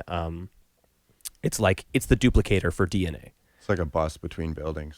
Like travel. Sure. Yeah. But it's like a mold. It's like it goes on to the DNA and figures out, kind of makes a mold of it, figures out the structure of it, and then it goes into and it makes copies of it, right? It's not the DNA itself, but it's the copy maker of the DNA. Mm-hmm. Right? And so the COVID vaccine, I think ribonucleic acid, deoxyribonucleic acid is DNA. So RNA is the duplicator. They inject that directly into you, so they can duplicate the antibodies for getting rid of COVID. But we're talking before about heavy metals, right? The reason that you need to have a heavy metal in a vaccine is because they want to give you a small enough amount of the sickness that it won't actually take over your body and kill you. But in order to get your body to actually recognize it as something harmful, they have to basically put a red alert signal in along with it. And the most easiest way they have of doing that is a heavy metal. It's an obvious sign this shouldn't be here, so your body immediately basically comes down and investigates that general area and says, I wouldn't have caught this otherwise, but here's this bad cell. We should make some antibodies for this. Yeah, so with the previous vaccines, it's different than this one. This one I would never. We'll get into that. The previous ones, I don't think that they would cause many problems in fully grown adults.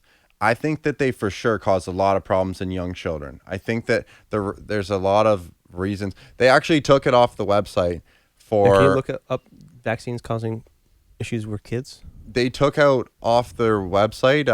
Who puts out? WHO? This was a while ago. I was looking at someone who puts the vaccines out. They took off it doesn't cause autism off their website. Like the official people took it off. Maybe I know they did the autism stuff. Maybe we should look that up because I have. I know a lot about autism. Okay. So what do you want to know? No, specifically there are some people, and again, there's communities that have formed around this because probably due to modern technology for community forming, that a lot of people deeply believe, especially a lot of particularly. Okay, I'm not going to single anybody out. There's a lot of people that believe that there are strong links between vaccines and getting autism, and there are some people that are really close to me in my life that believe this. And getting autism, you don't get autism. Okay, can you explain that? How does it's just are born with it? Yes, yeah, it's a what do you call it? Developmental disorder. Okay. Is it not true that happens it's in the come womb. like heavier? Like there's way more people with it now? Or you just that's would a you just suggest- diagnosis. Our It's diagnostic criteria is way better, and we're getting more people help.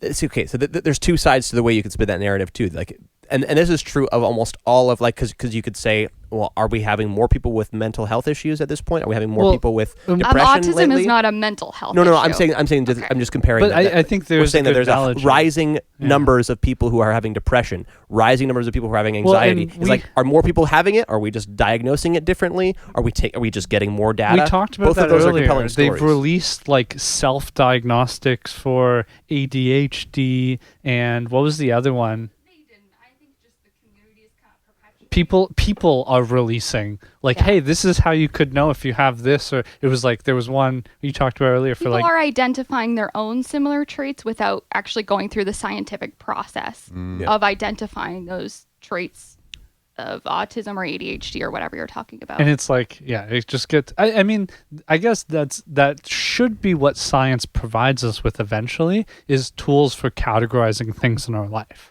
Right, we identify something, we name it. This is sort of another callback to Genesis. Like we name things. Science is the continuation of what God told us to do, and it's useful because then we can know what that is and we can categorize it and we can work with it. It's just we need to be good at doing that. I guess I don't know. It's like, well, naming is a fundamentally mythological practice too, which is you're abstracting something and you're saying, this is something that seems to be in common across all of these different things, and so I'm going to encompass that whole category and give it a name. I'm going to call it something. Like boys get diagnosed with ADHD more often than girls will, but I've heard that girls actually have it. They just exhibit in a different way as well. Right. I think we're learning more about women and diagnoses because women are extremely social and they participate in a lot of masking behaviors. So they will mask that's how they project themselves onto the world more so than boys. that's a good And boys connection to. tend to be more destructive as well. So ADHD symptoms are very destructive to things like classrooms and the home. So they're more picked out. Isn't part of it that you can't control those though? Isn't part of ADHD the fact that you can't control But those outbursts? You can't control them, but you can mask them, right? You can hide them from people.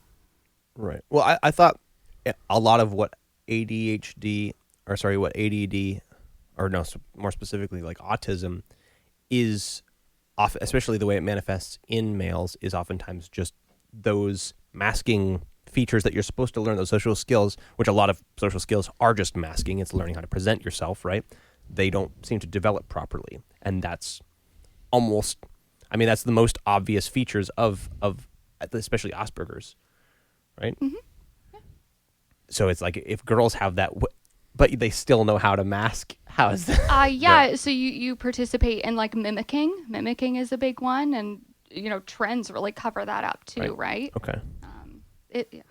Well, so to tie this back to vaccines, I think there's actually a good explanation of why the theory first arose that is based on a genuine problem in the scientific community, that there were people identifying these problems with their kids, and the scientific community wasn't responding to it, and so they did it themselves, and that's where the connection to vaccines came out of. So there was, like, this is again to what I mentioned earlier, I think a lot of conspiracies are metaphorically true, or there's some sort of value in not dismissing it. I think there's a criticism on the way that the scientific community responded to the issue that mothers were dealing with, that is lacking, and that you could kind of view the anti-vax movement as a legitimate response to this problem in the scientific community. Not to say that their specific claims were legitimate, that there's actually a link between vaccines and autism. That's what I still. Well, could you look this up though, because this is the theory, is that there's a connection specifically between the heavy metals being in the blood or in the body, and I'm not even specific. I know I just said autism because that's the bigger overarching term that people talk about. These people who have bought into this is that it's like mercury. Mercury is one of the most dangerous ones that people are more concerned about as far as heavy metals. If that passes, and you'll hear this word a lot, it passes the blood-brain barrier, right? Then it can affect the development of your brain. So that when I hear that story, it sounds kind of interesting to me. I haven't been able to find a lot of stuff to really tease it out though. It's kind of an interesting. It almost sounds again like that sort of science-ifying an intuition about what's going on. But I'm not sure what's meaningful about that intuition about vaccines being dangerous. Well, there's many parents themselves that take their kids to get vaccinated, and they're changed that next day. Like their kids changed the whole. They're not responding anymore. The kids were there, and they're like happy babies. They go and they get vaccinated, and then they're totally different, and they stay that way. And there's millions of cases. I don't know, millions. There's tons of cases like this where the parents would do that, or they do that. Like I've seen parents who do it. They go get the one kid vaccinated, and then the other kid they won't get vaccinated. And the first one is clearly like something's happened, right? And the next one's not, right? So I would suggest that if that was actually happening, I feel like there would be some sort of cover up around it. Like I don't know. I wish government was as straightforward as you'd like it to be, like they're straight out, obviously here to help. I'm right there with you on that. So I feel like the biggest problem with these vaccines is actually autoimmune disorders.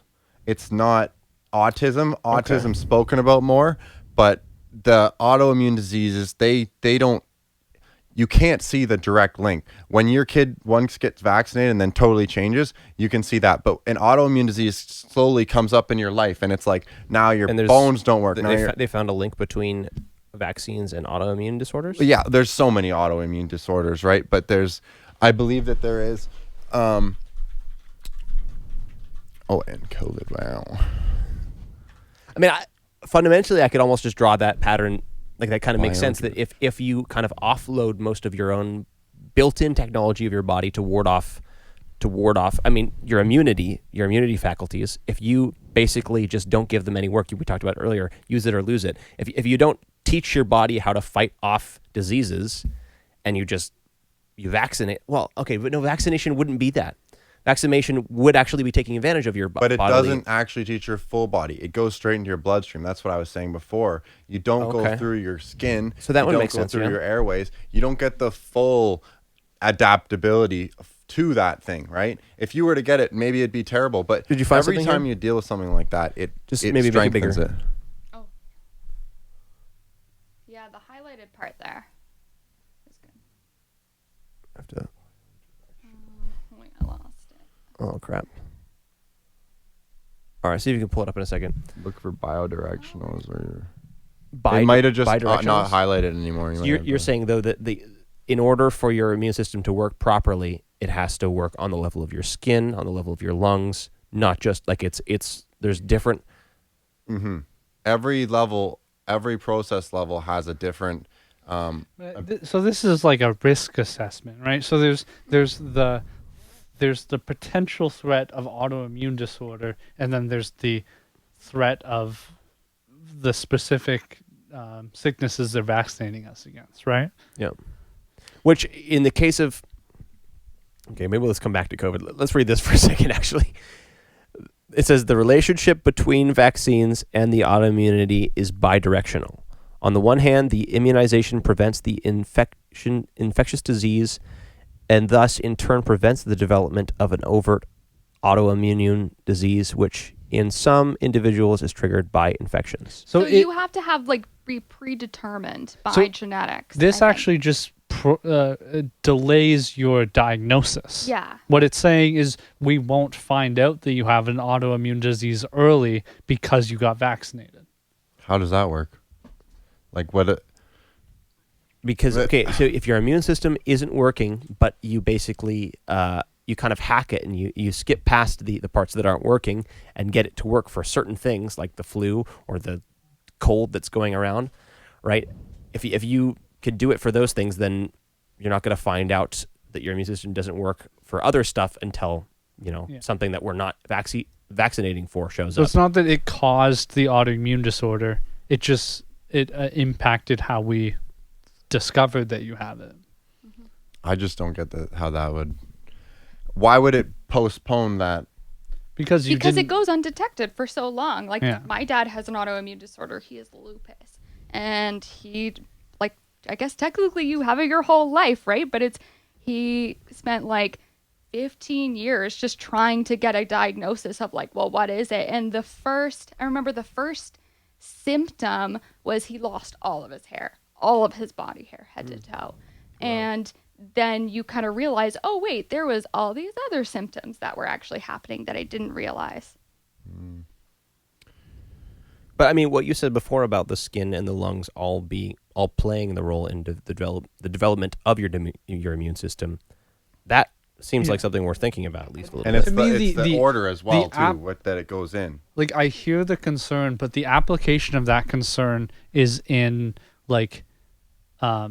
more mild exposures than exposure to known deadly diseases, which is what vaccines protect us against. Mm-hmm. So there's very known specific diseases that we are protected by by vaccines. I think your immune system can be developed by not using extreme sanitization in the home, right? Certain things like that would be, to me, the response. So we protect ourselves against the high death rate stuff, and we expose ourselves to chicken pox and the cold, and we don't protect all. It's just discernment. We don't shield ourselves entirely from the outside world, but we choose the worst things and shield ourselves from those. But what is if we decide now that 99.9797% death rate is high, then what do we do going forward? Everything. Sorry, you mean 99% survival rate? Not death. Yeah, okay, yeah. That's. I actually am in agreement on the COVID side that the death rates are insanely low. Is it up to 2% now or something like that? I don't know. I feel like the statistic keeps on changing. Can you find some current? Yeah. They're also changing the way they report them. They're not reporting people who have got vaccinated and got COVID again, and they're only going to do it if you go to the hospital or if you die, which they should have been doing before with all of them, I would say, because the case numbers is what they literally ran on the whole thing. We're not stopping until the case numbers are down. We're not stopping until the case numbers are down. The cases are literally if you get tested 9 times and you get 8 positives are going towards that. They don't. It's not just one test per person. I'm telling you, they literally that's how it works. Look it up. There's not that many, and I actually know personally 3 people who have got vaccinated and got COVID. One of them is my friend's mother, and now her whole family got it. And what's your theory about why they got it? I'm not 100% sure. I'm still looking. Maybe make it a little larger too. There's a theory about shedding or something. I haven't looked into it enough. Apparently, once you get the vaccine, I don't know. I'm not gonna bet on. I'm not saying this is what I believe, but there's a theory that there's some sort of shedding that happens once you get that vaccine, and it's actually easier to get and spread. So one of the things is so if you're vaccinating, so let's just say we'll just use my fingers. So my thumb is the disease we're trying to prevent, okay? Right. But you got these 5 fingers over here, and there's only one thumb there. if a disease that's any of these four fingers comes in, we're not prepared for it. And in fact, that COVID has actually used your antibodies to specifically work towards thumbs. So now you have less antibodies that are you're for talking everything. About the RNA vaccine. Okay, because it makes a particular type of antibodies. It forces that into your, so it does kind of hack your immune system to just make a whole bunch of particular antibodies. Your body isn't kind of judging how many it thinks it needs. It's kind of just based on whatever the number we think we need to prevent against COVID. I think though we're in kind of a weird situation with COVID. Like as far as just talking about vaccines in general, you almost have to cut the conversation in half, because talking about COVID, it's a different ballgame. It's not really a vaccine. Well, no, I'm talking about COVID itself as a sickness. Like, I think one of the I find it compelling as far as like Brett Weinstein talks about how he thinks it probably escaped out of like an experimental lab.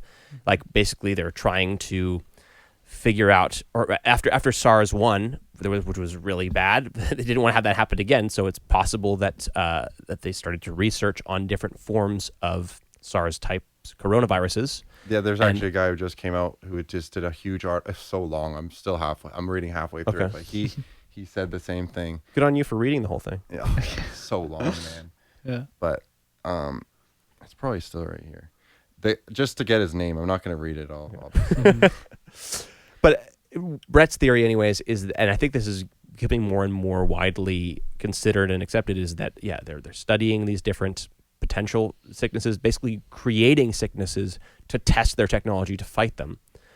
And at this point, you get not naturally occurring viruses, right? They're creating viruses to see what they could fight. And this is like such a classic, like mad scientist, like sci-fi story of just like, oh, well, we're just experimenting. We're going to create some different monsters and see if we can, or just to test our weapons. And then, the Hulk escapes. Literally. And now, Literally. Right. It's fundamentally that's the narrative. And it's like that part of like even the fact that we could come up with a story like that, that's sort of almost a prophetic thing. It's like we look at the way our technologies are going and we compress that into a myth about what happens when you mess with technology that you don't have any business messing with. Well, then you get a monster. And in this case, we've got a monster that is sort of running rampant through the entirety of the world and causing there's two levels of it. There's the biological virus, and then there's the virus of our inability to actually be cohesive in our dealing with it. Like there's the other virus of how we deal with information, right? But even just as far as the virus COVID itself, right? Jumping back to that problem there. If this is a man-made virus, there's something fundamentally scarier to me about that, partially just because, we were talking earlier about like what's natural and what's technology. I would kind of divide a difference between, the things that we create versus the things that nature pops out. Because you could say that anything that man makes is natural because man is a product of nature. But the defining factor I would kind of separate between them is that when we create something, like the difference between like table salt and sea salt, right? The number of ingredients, as far as I know, maybe you can even look this up, like just regular lab-made sodium, it's not nearly as good for you. And we know this at least just on a base level, is that it's not as good for you. It's just it's almost bad for you because we took what we thought was necessary about salt and basically just tried to grow it. I'm not sure how they make it in a lab. I guess you grow crystals, as opposed to the ingredients that we can identify in sea salt are like something in the hundreds. Let's see.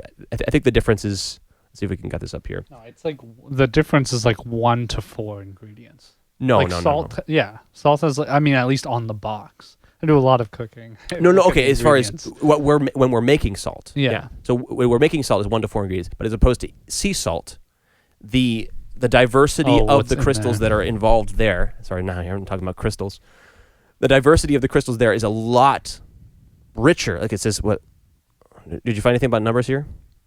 Table salt is typically mined from underground salt deposits. Okay. Same basic. Not really. Okay. Yeah. On Maybe the you can find box, something on that. like sea salt, usually it's just salt, and then this salt will show table salt will show the additives. Right, there's are additives preserving. for one thing too, but then it's just also the difference between like lab-made salt. I think we make salt in labs. Maybe I'm a little bit off base about this, but I think there's a difference between like naturally occurring and then Right. made Between with the between elements. creating salt versus just getting it as it naturally occurs. Because when you're trying to make it, you distill it. You sort of tell a story about salt. You figure, okay, well, what's salt useful for? It's these key ingredients that make salt. And then we make salt just based on those key ingredients. And then it becomes sort of an extremified version of salt that's based on a particular narrative about what salt is for. Well, this is the conversation. I don't remember. You had a podcast with someone else, and there was a conversation you had about water and H2O. And the problem is that you learn in school water is H2O. And the truth is that water is not H2O. Historically, H2O anyways. is what scientists have used to identify the prominent chemical in water, which most of history wasn't a chemical. It was just a phenomenological, substance. Which, the further back you go, water doesn't even relate to what's in the To ocean. even a Water it's- is what's inside of us. Blood is water. It's liquid. It's right? It's chaos. It's Right. Yeah. Water is also the spirit. I mean, I'm pretty sure even, okay, maybe I'll go a little too far. I think water is even associated with like your breath and your spirit and stuff like that. It's just the chaotic potential that exists in things. But specifically when they're blended up into a liquid, basically water just means liquid. Yeah. So and just liquid is our telling a more kind kid of broad water is abstract. H2O is kind of false. Technically correct. And I mean, For a particular for a particular what you're trying utility. to do in particular kind of side. So it's just like when it comes to cooking and eating, that shouldn't be as closely linked to science as we've kind of made it in the past 100 years. Well, and I guess so to tie this back to COVID, it's like we've linked our entire behavior to science at this point. We've said every single thing that everyone does has to be scientifically for our health. Yeah. And that's just an outlandish experiment to run that is, in my opinion, like psychotic. That's like just crazy to just say that we need to do that considering the evidence of what science has, failed to provide. The salt analogy, I think, is a good one, though, because it lines kind of up with what we're doing with COVID, where it's like, okay, we've identified one little narrative structure about what salt is. It's okay. It excites these certain taste buds, and it does this main thing that we've identified, this process in the body. And so we're gonna make our own salt, and it's gonna do those things because that's what we've identified that what salt can do. But in actuality, sea salt is an extremely complex substance, and what it's doing in our body, again, even when it comes to talking about biology and talking about our bodies, we have the impression that we kind of know what our bodies are doing, and we know even what our body parts are doing. But as far as all of the organs, we've identified a limited set of the processes that they're responsible for, right? But there's actually, it's a complex system. There's many, many ways, even in ways in which our organs are engaging with each other, that we don't understand those relationships. But we've distilled salt down to what we think it's for, right? And then we make it, and then that salt ends up causing us issues, right? In the same thing we've done with COVID, we've kind of identified, okay, well, COVID is a sickness, and we don't want sicknesses. So we've latched onto that narrative about, well, we don't want sicknesses. And so we've closed down all the businesses. Well, the essential service is essentially salt. We took salt, we took service, and said, okay, what is services? These are the essential It's ones. the myth of It's like, oh, they're essentiality or essentialism. Yeah, essentialism. Yeah, that's good. Right. And essentialism is fundamentally an over-conservative way of looking at things. It's a perspective that doesn't make any room for the mystery of what we don't know about things. Yeah. Right. And it's like the more conservative, the more monolithic our government becomes, our society becomes, the more we deal with situations the way we've dealt with COVID. Yeah. It's let me just say this guy's name before I forget it. So his name is Nicholas Wade, and it's called Origins of COVID. It's super long. You should read it. It's pretty good, but like obviously it's really long, and it talks about what you were saying before about it getting out of a lab, and they were trying to make a big, it's the whole thing, but he goes in detail, and apparently this guy is like, he's getting on like all the news things, which is pretty big. Normally you wouldn't see that, but he's getting on all these things, and he's coming out, and it's like breaking news. Thomas Wade or whatever said this and this, and it's a really good read. Long story short, I just wanted to just say that before whatever, because it's definitely worthwhile, because we've been told this whole time that it wasn't made in a lab. It's naturally occurring and stuff like that, which is government lying. And for some reason, why are they doing that, right? They have all conspired to make this pushed through. But the people who are up there, like Fauci literally has invested money into this. So like, it's not like he didn't know, right? Yeah. So that would be them conspiring to keep that silent. And maybe it's not to hurt everyone. Right. Maybe it is. Well, maybe who knows? I think it's handicapped institutions. Our institutions are handicapped by... Okay.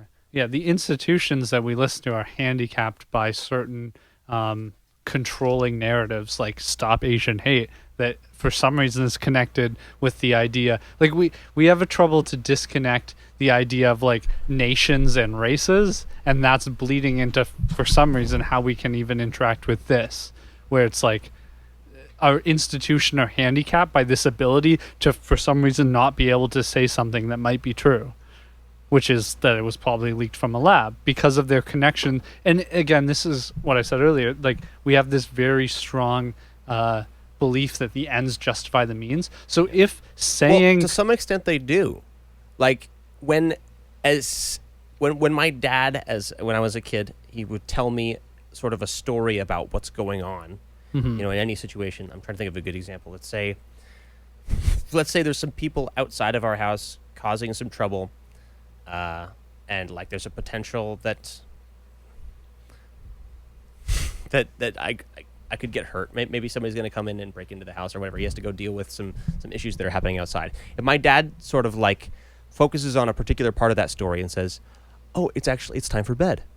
It's like, I know what's going on outside. Oh, well, actually, it's just okay, time for bed. That's a conspiracy theory. My dad is conspiring to obscure part of the truth so that way he can get me in a place where it would be more comfortable to deal with the situation of what's going on. Let's identify the difference between that and them concealing the idea that this was released from a lab in China for fear of racism against Chinese people.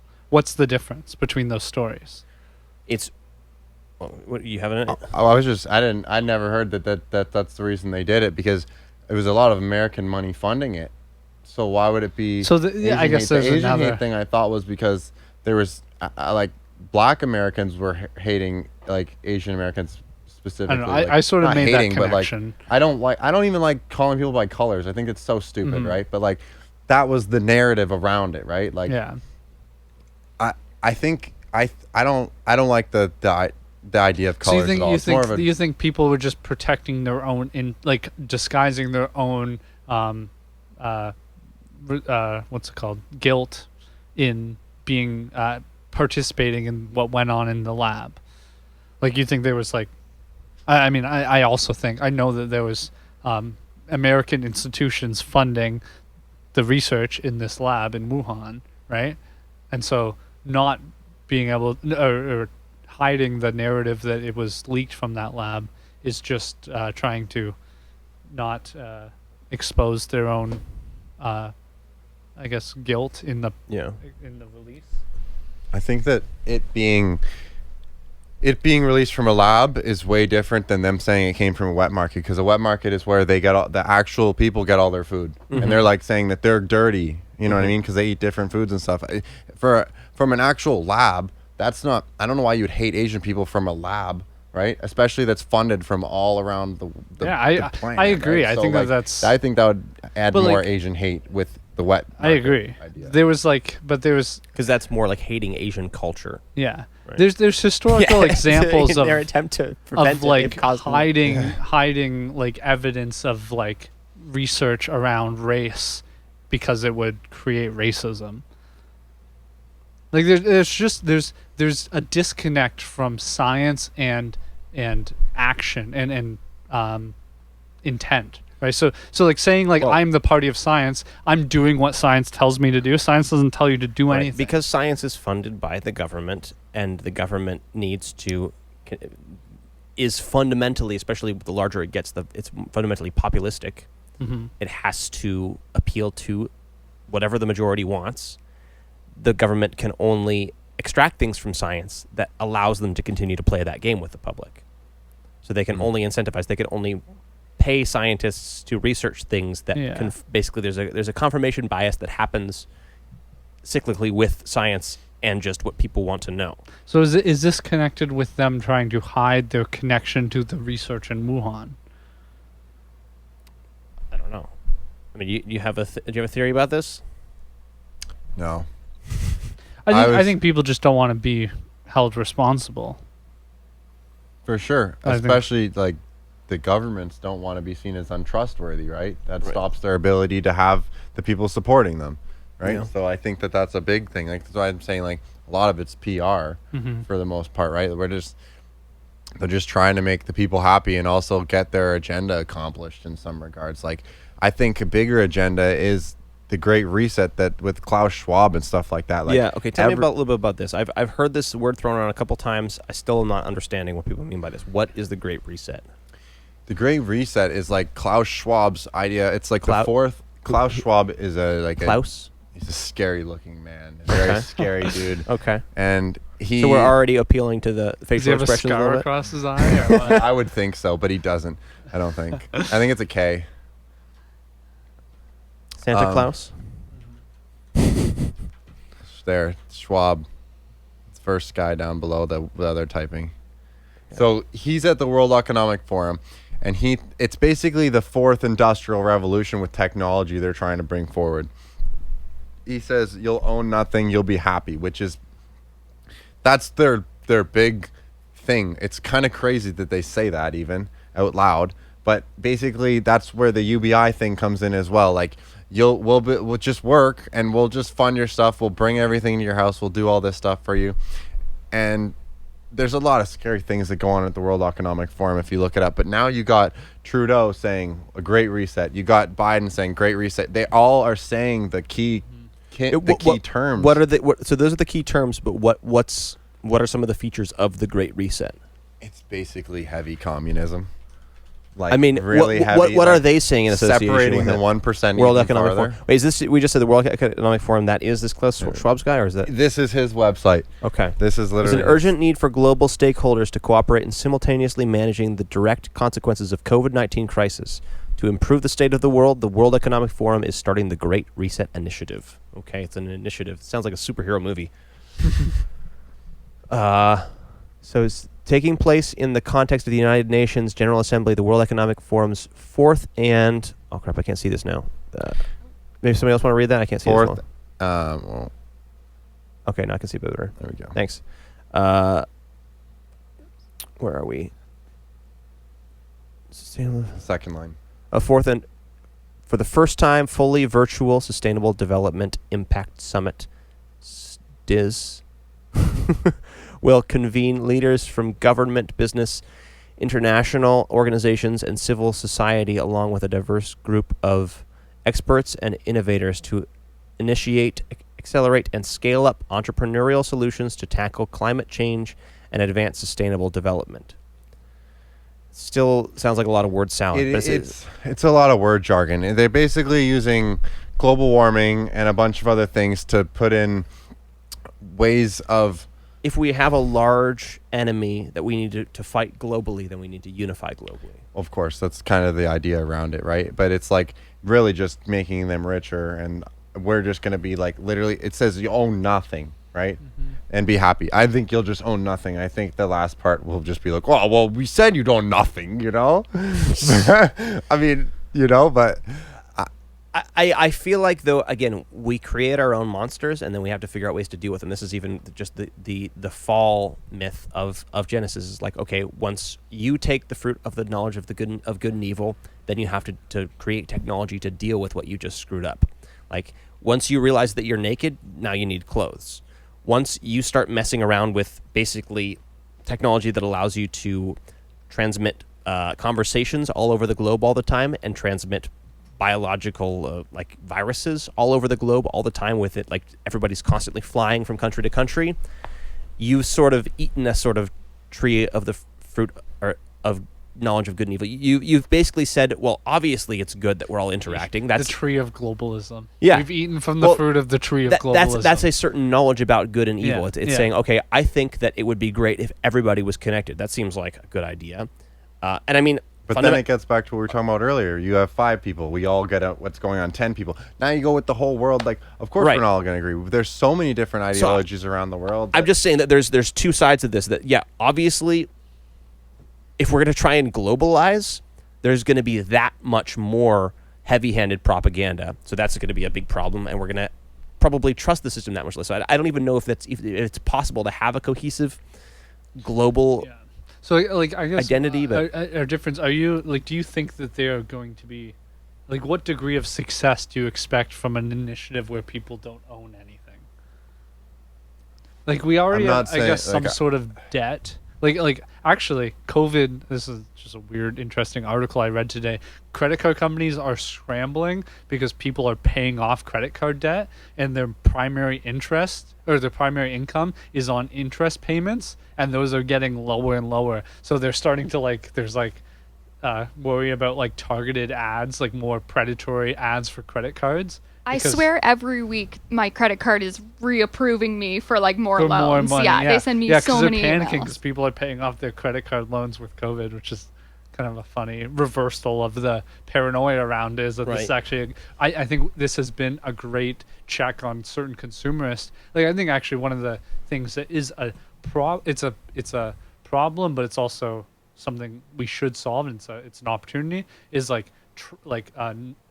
natural conservatories, trails are insanely busy now, which is what these people were doing before, like malls, right? So it's like Right. we've like shifted people from malls There's to been a like little bit of a flip, trails, right. which to me is a positive Right. flip. The problem is we have like volume issues where the problem is in the past 50 years we've torn down trails and built malls. So we have to kind of do a in an reverse effort switch. to try to funnel society into. Oh crap! Did we just lose power for a sec? We lost Okay. all of it. I think we still have. Okay, I'm gonna have to Is reset all this audio stuff. still going? Looks like we just had the power go out for a sec. So okay, so potentially we lost the first 2 hours. Okay, nothing interesting was said. It was all just boring semantics. Yeah, this is a soft reset. I can start with a. All right, let's just jump into I flat can Earth. start with an idea. Okay, no, we'll jump into. Okay, well, I want to get there. I know I you want to do. start with something. When I went to the bathroom, I was thinking about what Sarah mentioned about, like the gender difference with like internet interactions, and I think like there's like a good observation for sure that's like way more guys posting like strong opinions on the internet, and my proposal would be segregated social media. I think we should experiment with that. I think that would be if there was a social media that I knew only guys would see what I posted, it would get wild. I mean, we have I like already we do have that a group little bit chats. because we have Yeah, our group we have chats, group and like chats. I use Twitter differently than I use Facebook, or like I know a lot of people have like their Instagram crew and their Facebook crew, and like that's important because you want to. I mean, that's people trying to actually rescue a little bit of this sense of like having an isolated community where you can actually act in the spirit of that community without being afraid of judgment from another community that doesn't understand your sort of inside jokes and your little social mores that have been built there, right? Because that's deeply important, is having an identity with the group that you can feel like comfortable in. And like, I mean, this is comes back to just like the death of sort of religion, right? When churches die, when religion in general dies, we lose this whole part of our social, like the whole social angle of our lives that we've been evolved to sort of want and use as a certain technology to process certain types of ideas. We just don't have an outlet for that anymore. We don't have a group, right? We have the whole world and we have ourselves, and we're missing that middle area of mental processes, maybe of processes beyond mental processes, but at least within a psychological framework. It's like we're missing that. Yeah, I think that the reason that we're even talking about this is because we have so much societal pressure on us all to always be like these perfect people. Like you can't make certain jokes, you can't say this, you can't say that. Even though like I heard a quote the other day and it was really good, and it was like more people have suffered from I want to word it correctly. More people have suffered from taking offense to people's words when there was no intention of offense there, right? So there's been more suffering from Due to people the just internet, or- misinterpreting it. What? Due to the internet? I think just in general. general. Yeah. This is a recent. especially the internet. This was I think actually just a quote over from time, Lectures of Book. people don't. I think what he's saying is people don't have the intent to hurt people as much as actual hurt that is Perceived hurt, yeah. received. Okay. Guys, are you familiar with the phrase "water off a duck's back"? Okay, I think I know generally. Right? Like you're supposed to just brush things off, right? Wipe water off. Water under the bridge. Or like that used Water to under be, the fridge, like, yeah. a virtue. That used to be a virtue, and whether you could just ignore things and live your life. But now it's a virtue to quote To unquote react. stand up Right, to that. we literally and sell react. reaction videos. Like that's you can make a channel where you just react to stuff, Well, so and the more outraged you are, the more views you'll get. Right? So I would actually argue that we, it's just that the you interact with levels too big where you are forced to do that. Like it's like I don't know. You have, I would say that you have control over your life to just have more experiences with people that don't treat you like everything you say is being like published. Like it's like you just.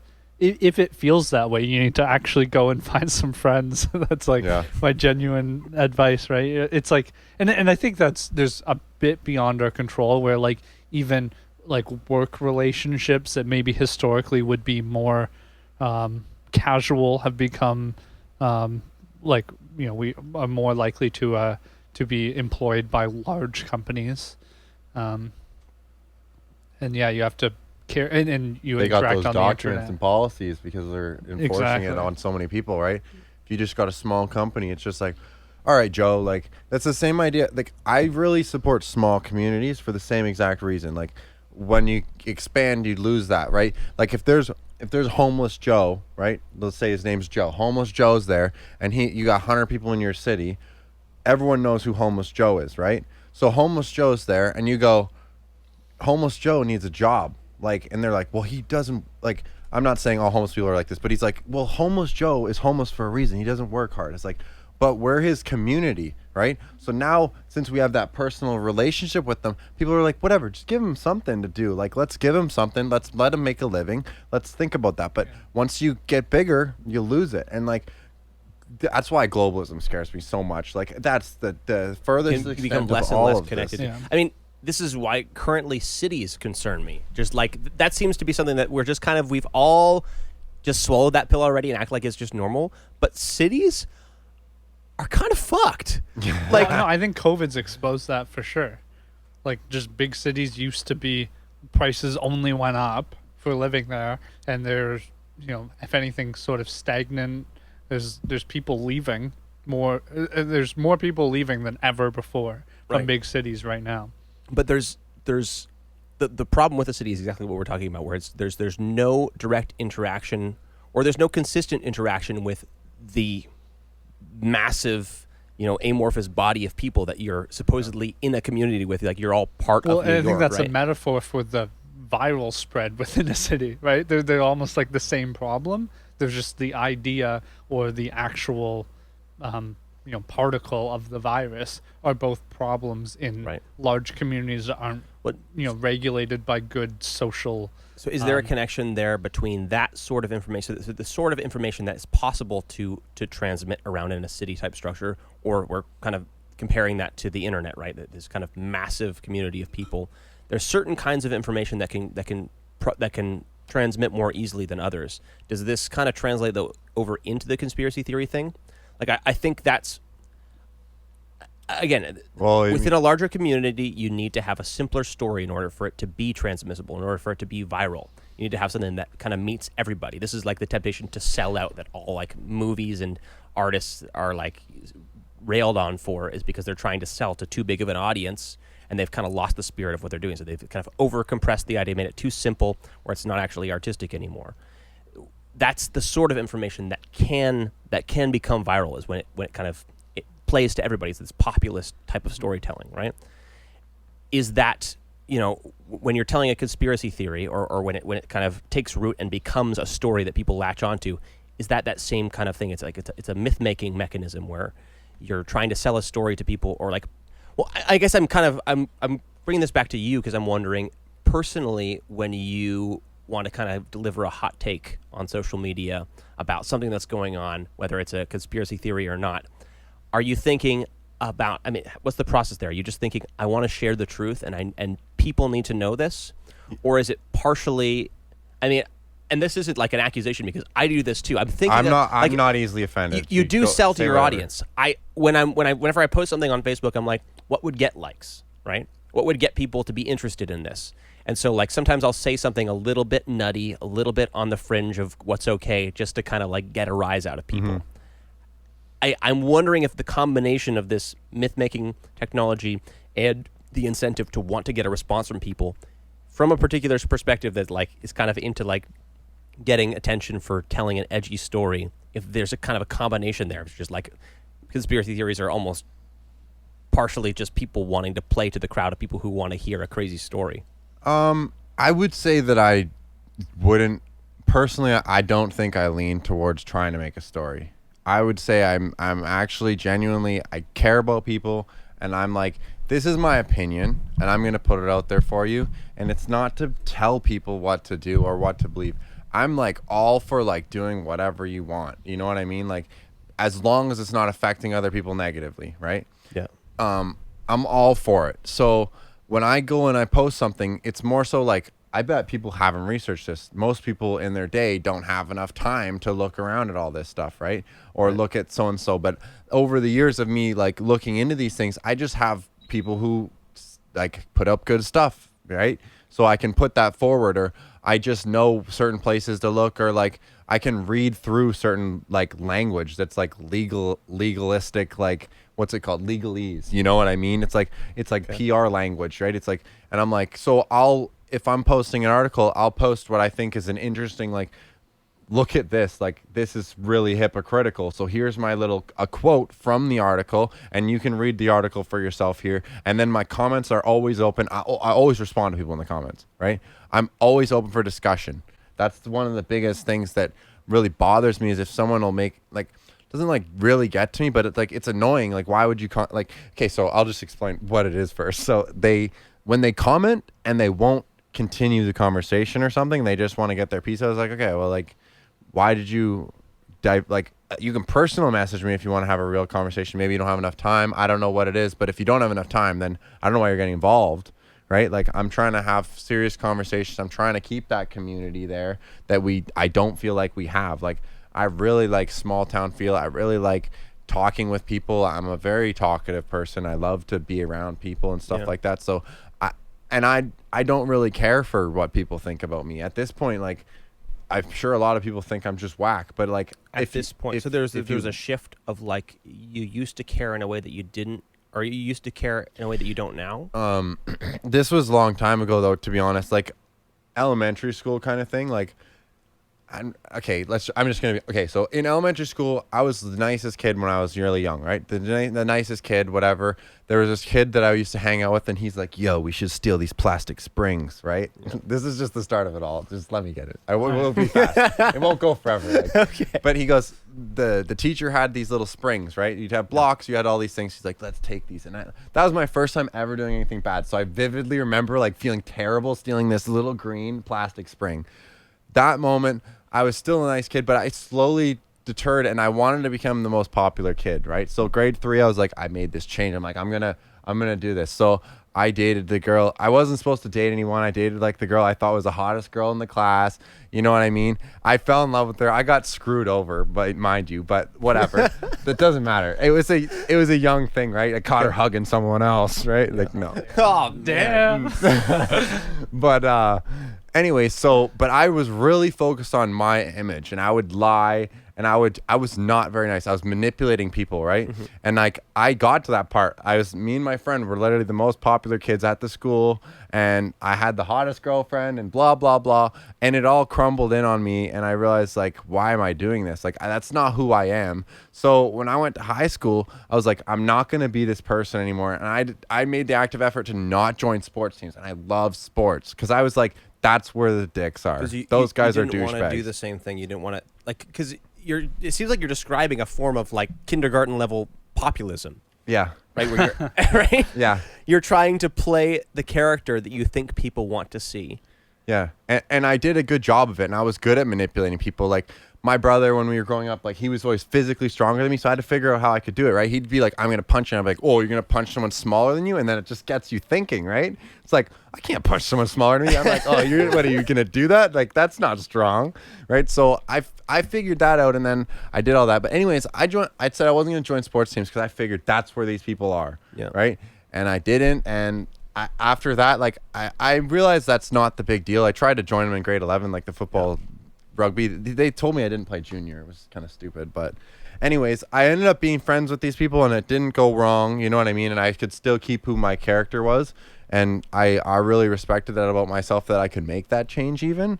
So I think that's where the bigger change for me came, where I stopped really caring what people thought, because I was like, I can be what you guys want me to be, and I also am fine just doing whatever I want. So why am I going to lie to myself and lie to everybody else? Because I felt terrible when I was doing it. And I'm like, I knew I was lying to people about who I was and what I'm doing and stuff. So I made that change pretty quick to not be that person and be a good person. And I've been trying to work on that. We were talking about earlier about how it is sort of a virtue, though, to care what people think about you, and to like not basically not be too much of a loose cannon. Like that's partially what the utility of community is to like, it's like there's a magic number, or maybe it's not a magic number, but it's like there's a sort of relationship that could develop between you and a group of people where you care enough about what they think of you that you are tempered in your crazy side, but you know that they have enough faith in you that they're okay with you being a little bit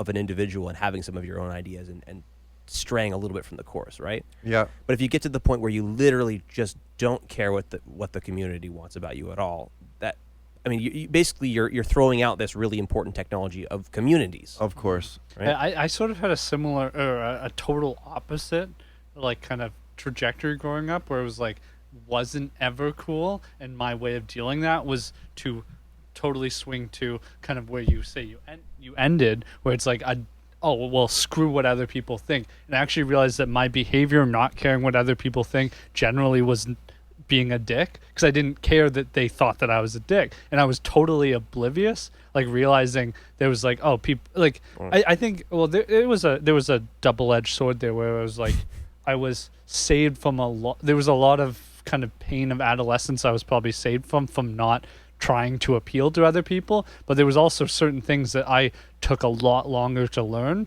because I thought that it was a virtue to totally not care what other people think. Right. And I would just like be what now I realize was actually just inconsiderate of other people's I think we've thoughts. just discovered like a middle school psychological horseshoe theory Yeah. where if you go too far in either direction, you just become a dick. Yeah. Yeah. End up at the same spot kind of deal.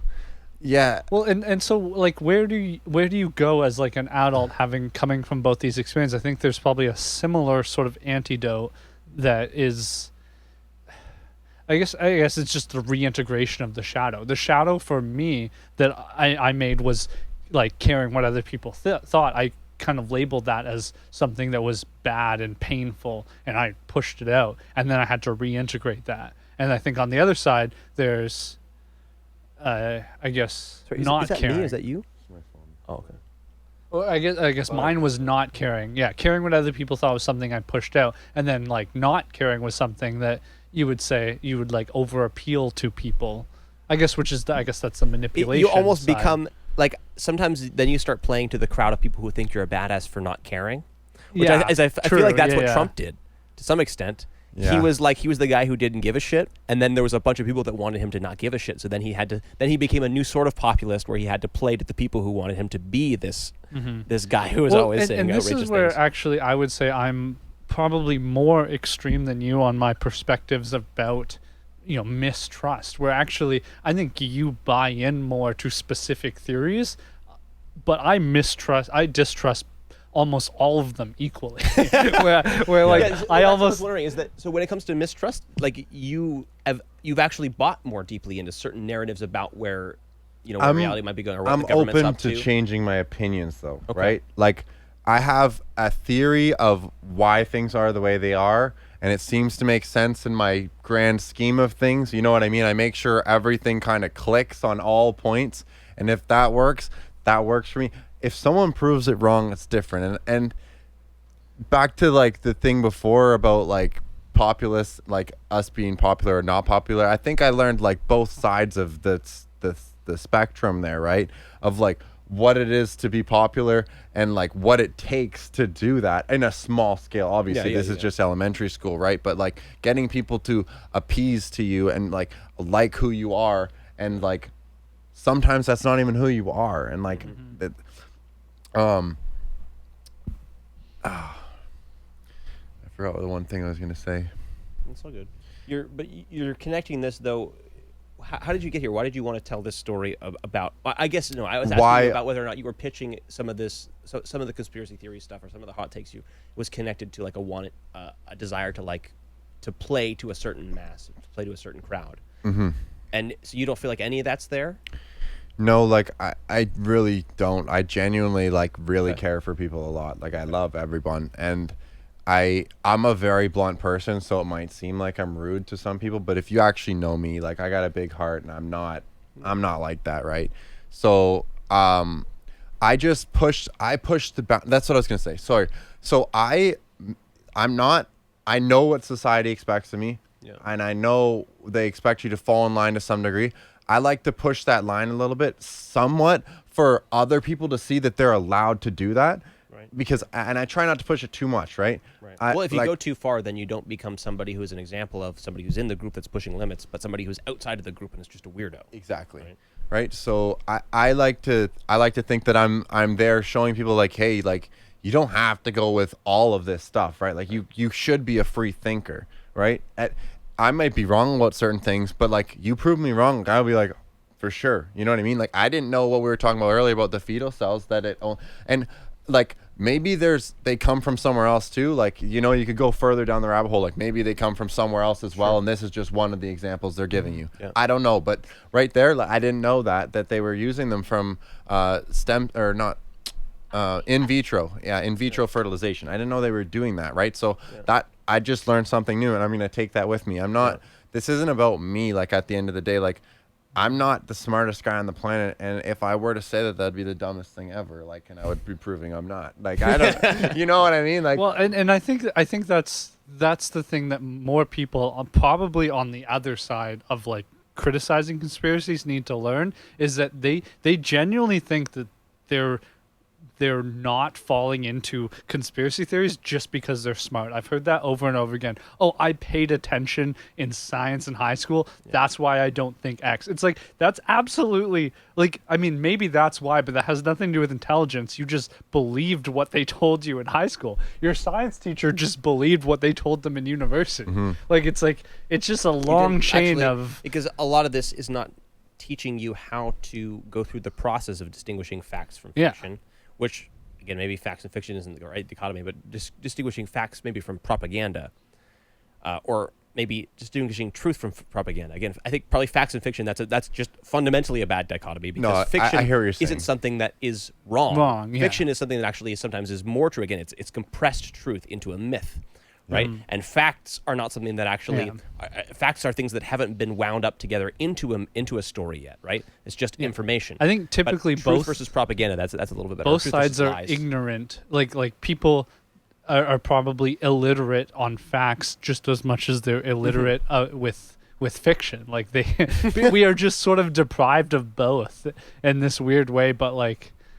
I don't know. It's like... Well, I think we're not deprived of facts. I think we're deprived of fiction, and we're flooded with facts, which is a type of depravity where there's too many, and it's like you can't. Yeah, it makes nothing out of them. It's like chaos of facts. Yeah, facts are not a story, and stories are the way that we process reality. Mm-hmm. The only way that facts can be processed and used for anything is if they're wound up into a story, if they're woven into a story. And so we've flipped these things on their head and said that, okay, facts are the things we trust. Stories are wrong. In fact, that's right in my terminology, right? When we appeal to facts, we're appealing to something that fundamentally is not usable. It's totally useless.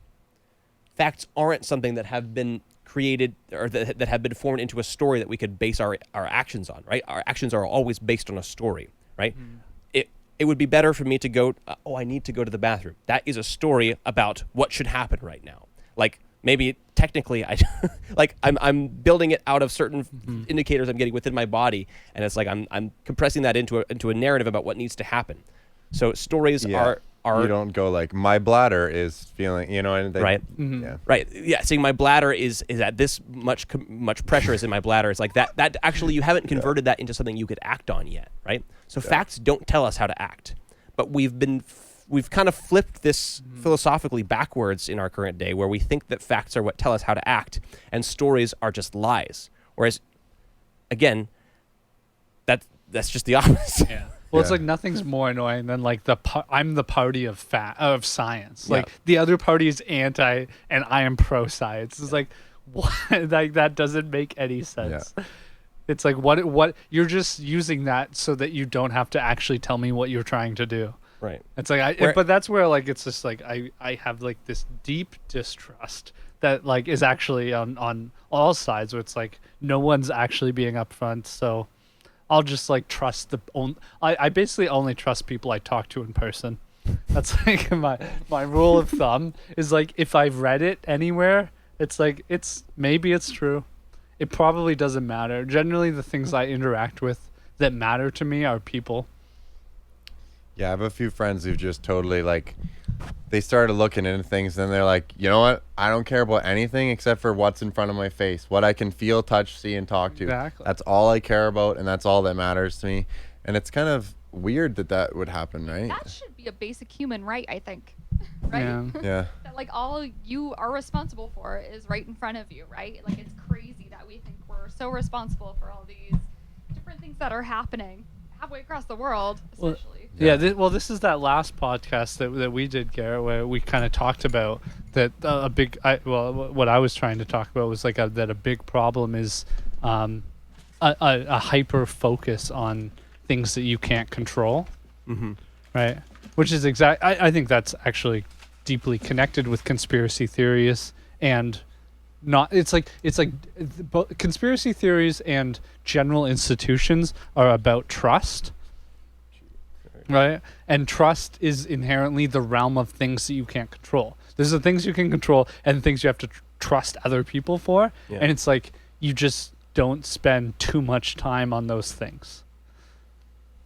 You spend and this is the thing is I need to trust that the people controlling the things that I'm trusting in aren't spending too much time trusting other people and are focusing, and that's sort of the problem. I think the handicap of the institutions I'm talking about. I think the institutions are too worried about what other adjacent institutions are thinking about them than they are actually worrying about what they can do. Where they're not engaging with the problems that they're responsible for. Yeah. They're just trying to pitch it. Basically, everyone is playing this performance game where they have to please a certain audience. It's kayfabe. I know. I was just thinking about that too. Yeah. It's like, and the actual game has gotten to the point where there is no real game. But okay, we were literally the other day. So kayfabe is the act or the performative side of wrestling of like pro WWE, wrestling, right? Okay. It's like fake. They call it like it's kayfabe is like the industry knowledge so that. People outside don't know that it's fake. But there's two games kind of going on at once. Kayfabe. Right. So there's the actual fight. Can you Google kayfabe, right? Jamie? There's the actual results of who's winning according to the rules of the fight, and then there's sort of the performative side of it where they're supposed to kind of act out a certain result. But there's little glitches that can happen between that. So it's like, okay, I'm supposed to like actually make this look like a fight. So I'm supposed to actually engage with the fight a little bit, but also there's certain moves that we have pre-planned that we're supposed to do. And so there's two intentionalities that are kind of operating and they're kind of shadowing each other, right? And there can be some confusion there though, because sometimes, like, let's say, we're in a fight and you're supposed to win, but I actually just really want to win. But we also have this obligation to like not break the fourth wall, so to speak, or we have to keep it all like in the game. You can't actually, or like you can get mad, but it has to be in a performative way that has like to do with it. It's like it all has to wind back into the structure of that. This is we're trying to put on a show here for the people, and some people have the impression that this is all just a performance anyway. Some people just think it's totally fake. Some people think it's totally real, and you have to sort of be playing to all those people at the same time without ever explicitly saying what's real and what's the game. Yeah. Or sorry, what's real and what's the even things that will seem to the audience as not real don't have to not be real, and that's where it becomes Well, the crazy thing about this that Adam and I were looking at the other night is that the death rates for pro wrestling with kayfabe, like the performative, like kind of fake pro wrestling, are way higher than the rates for people who are actually fighting each other, because this is a really confusing game. When you're Well, you have to know what they're actually working together with them. I was just watching a documentary on this, right with what's his name, Stone Cold Steve Austin. Oh yeah. Well, It's that's like his look, come up. they put the words "real" and "true" in like quotation marks, because that's exactly like that's exactly it. It's like real or true, because it's also called worked or worked, because then there's things called shoots, which is it's when a shooting is when you expose what's worked, and then there's worked shoots, which are when you plan for an exposure of the fakeness. okay. Which those things can have actually a degree of reality, because it is fake. Right, but the fact is that You planned for the exposure. the fight ends up being more real than the real fights, like the actual MMA fights or whatever boxing, like professional boxing matches and stuff like that. Wrestling that's not performative or not strictly performative. Well, I mean, there's a performative element there too. There's more abstract meaning, certainly. When it comes to this sort of kayfabe wrestling, though, it ends up being a lot more like the results are a lot more real, because people are dying way more often, because Higher this is a much more stakes? dangerous. Yeah, it's higher stakes. It's a more dangerous game when you don't really know what's real and what's fake, and it encourages sorts of behavior where like you outright lie because you're supposed to lie, but then you can justify it because you're supposed to be like performing. There's so many levels here that it gets very confusing for how to follow, and then it's like, okay, is this guy faking that he's having a concussion? Is this guy faking that he's literally dying on the floor? Am I supposed to perform off of this and kind of continue this Which crazy this is game like, I think is like the father of all conspiracies, which once I bought into, I was able to let go of the rest. And that's that, like, reality isn't this dichotomy of real fake. It's this like narrative drama of like perception and meaning and like and there is like misdirection, and it's useful. There's not just like good or bad in everything that's obvious. And you've had other podcasts about this, like a sin is like, is it specific, or is it like, I think your conversation with your dad, you kind of got into this, and I think that's exactly what this leads to, is like there's situational discernment, I guess. There's no true or false or right or wrong. Yeah, there's this just is where discernment. we're trying to get past our society kind of philosophically got stuck on postmodernism and figured out we realized that different perspectives pump out different results, that when we pay attention to the world in different ways, we actually get different facts about the world, and sometimes those facts don't agree with each other. And how do we deal with that? Well, one way of dealing with it was just that there is no actual objective truth, there's just subjective truth. So it's the shoot. So everything was worked because it was mostly narratives, right? But then some people pre-modernism. actually die, and that's when postmodernism breaks apart. And is then when we have real results that we all can agree on. Postmodernism is pointing out the shoots, but then postmodernism is say, hey, those shoots are worked. Those are worked shoots. Right, exactly. And so we've got to the place where either we revert back to modernism, which is what some people have sort of done, and that's even really what a lot of the Christians, like the apologetics stuff I had growing up, there was a lot of courses where it was just like, it was the reason you should believe in God is totally rational, according to some of these courses I had in Christian homeschool high school. Like there was no actual room for faith. It wasn't like just believe in God despite the fact that you can't prove it. There's facts here. It's not. This is a good transition into flat Earth, because Okay. I think you have some of your flat Earth beliefs are biblical in a sense, which Right. I think I have similar but different views on, because of I think that mix-up is actually a result of what you're talking about. It's the modern church was trying to force its not modern framework into modernity, Right. and that created this kind of pressure for literalism. And we can just to make sure we're keeping our terms straight. Modernity, we want to have kind of a tight link, like modernity and rationalism. Those are kind of almost the same thing. Modernity is viewing the world in a very mechanistic, everything's causally linked. There's a very clear objective reality. Everything's totally rational. Postmodernity is that the way things connect is impossible to know, and in fact, maybe they're not even technically connected. Everything's just subjective experience and weird little stories we're telling ourselves about reality, right? That's the dichotomy there. But so a not okay. What's this? Does Sorry, the Bible teach? I was just remembering because I went to a Christian university, and I remember one of the arguments was like for Christianity was like, oh, the Bible gives so many examples of knowing that the earth was spherical in a time when everyone thought it was The Bible is a great textbook, therefore true. Right? Yeah. It's I'm like just it's trying a to figure great out what the- cosmological textbook. It's like the Bible is a great anatomical textbook, therefore the rest is true. It's like I don't know. That's a non sequitur to me. We're straw manning some stuff, but this is I want to hear your position. What is it that you find compelling about the flat Earth narrative? You really have to like dig in deep to really get it. So like I want to do Let's it. I dig in wanna a little do bit. it some justice. Okay, so first off, I don't totally know what it is, what the universe is. Okay, I don't know what's outside. I like that What's premise. outside of here. Okay, Yeah. I also don't. I believe that what they're telling us is not true. I don't think they landed on Mars. I think because of what they've said it takes us a day for information to get there and a day to get back. I would assume it takes longer if it's as far away as they said, but that's what they said. But then the day they landed on it, they said they got information from it, which doesn't make any sense to me. But if you go to the beginning of the Bible, you can pull up literally Genesis. Yep. It'll talk about how there's a firmament, and it'll talk about how, let's just pull it up. Yeah. Okay, you want to get It's a Genesis lot 1? easier. Yeah, just literally the Yeah, beginning of the just Bible. type in Genesis 1. Literally. You can do Blue Letter Bible because then we'll get if we want to look into etymology and stuff, we can. Just press type in Blue Letter Bible. It's the most accurate. Well, it gives you all the translations and it lets you look in the Hebrew if you want. Yeah, that one, King James Version, and then Blue Letter with it. That's good, yeah. So we're reading the Bible, getting real spiritual here. Genesis 1, let's get zoomed in here a little bit so we can see.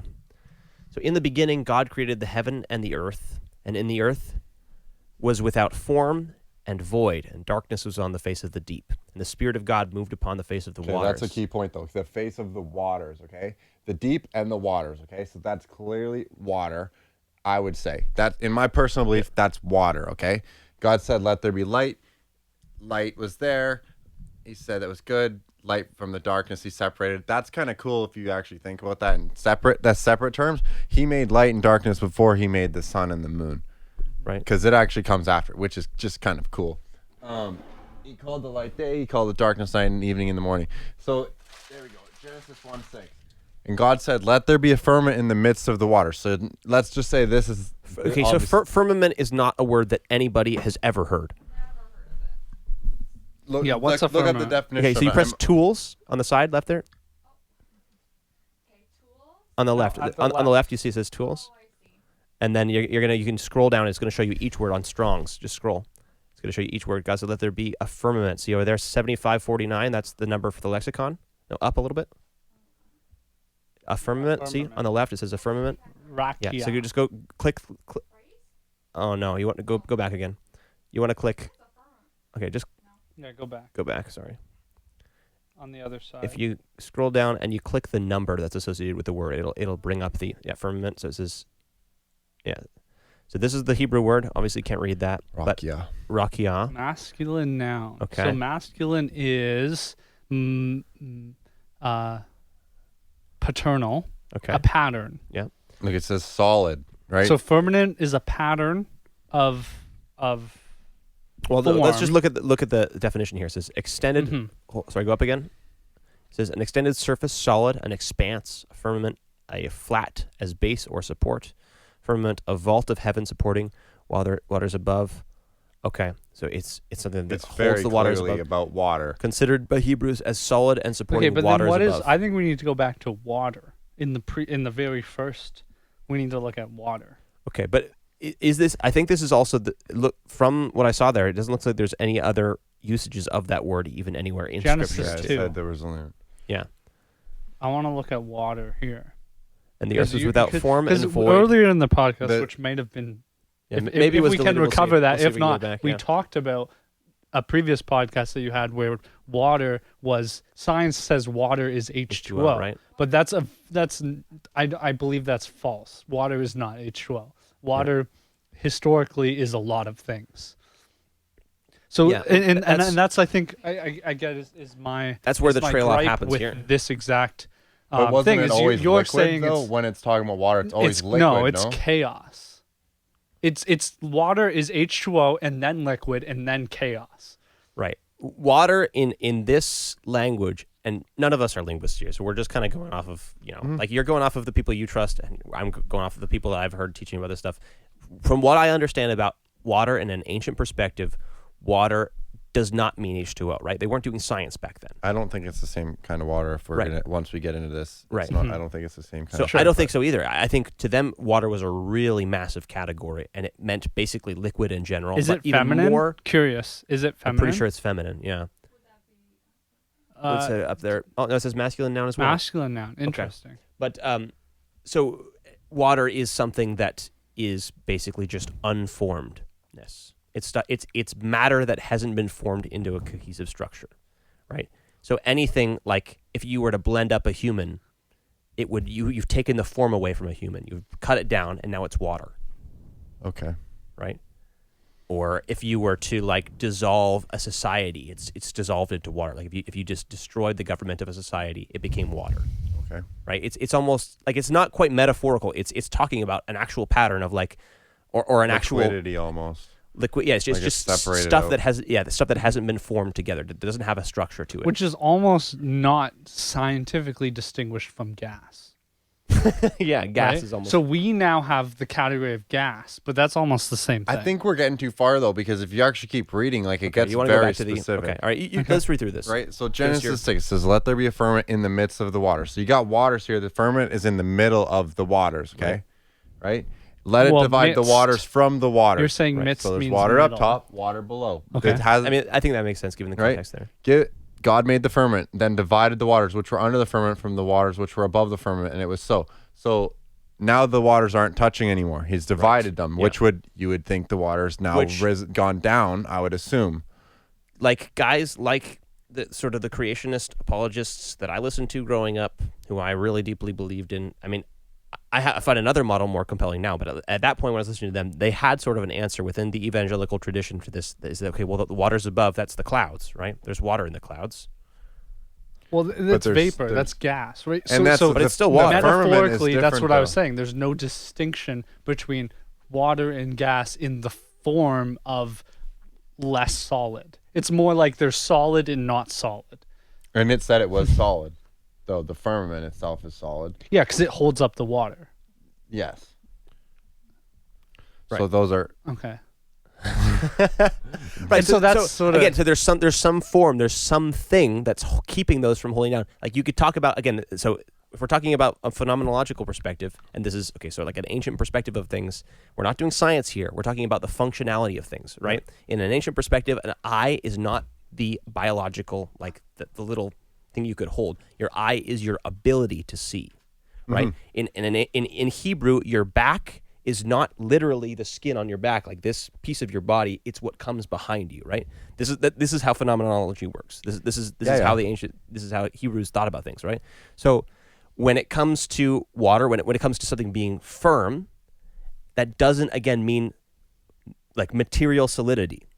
It can mean that there was something that kept it up, right? It doesn't mean that it was a wall. It doesn't mean that it was a piece of ground that's holding up, or a piece of glass or something that's like, it just means that somehow it's staying up there and it's staying there. There's firmly, a certainty. It's consistent. Yeah, there's a firmness to the way this thing operates. It's not chaotic. It's stably up. Yeah. Have you ever heard of like the fog, like the etymology of fog?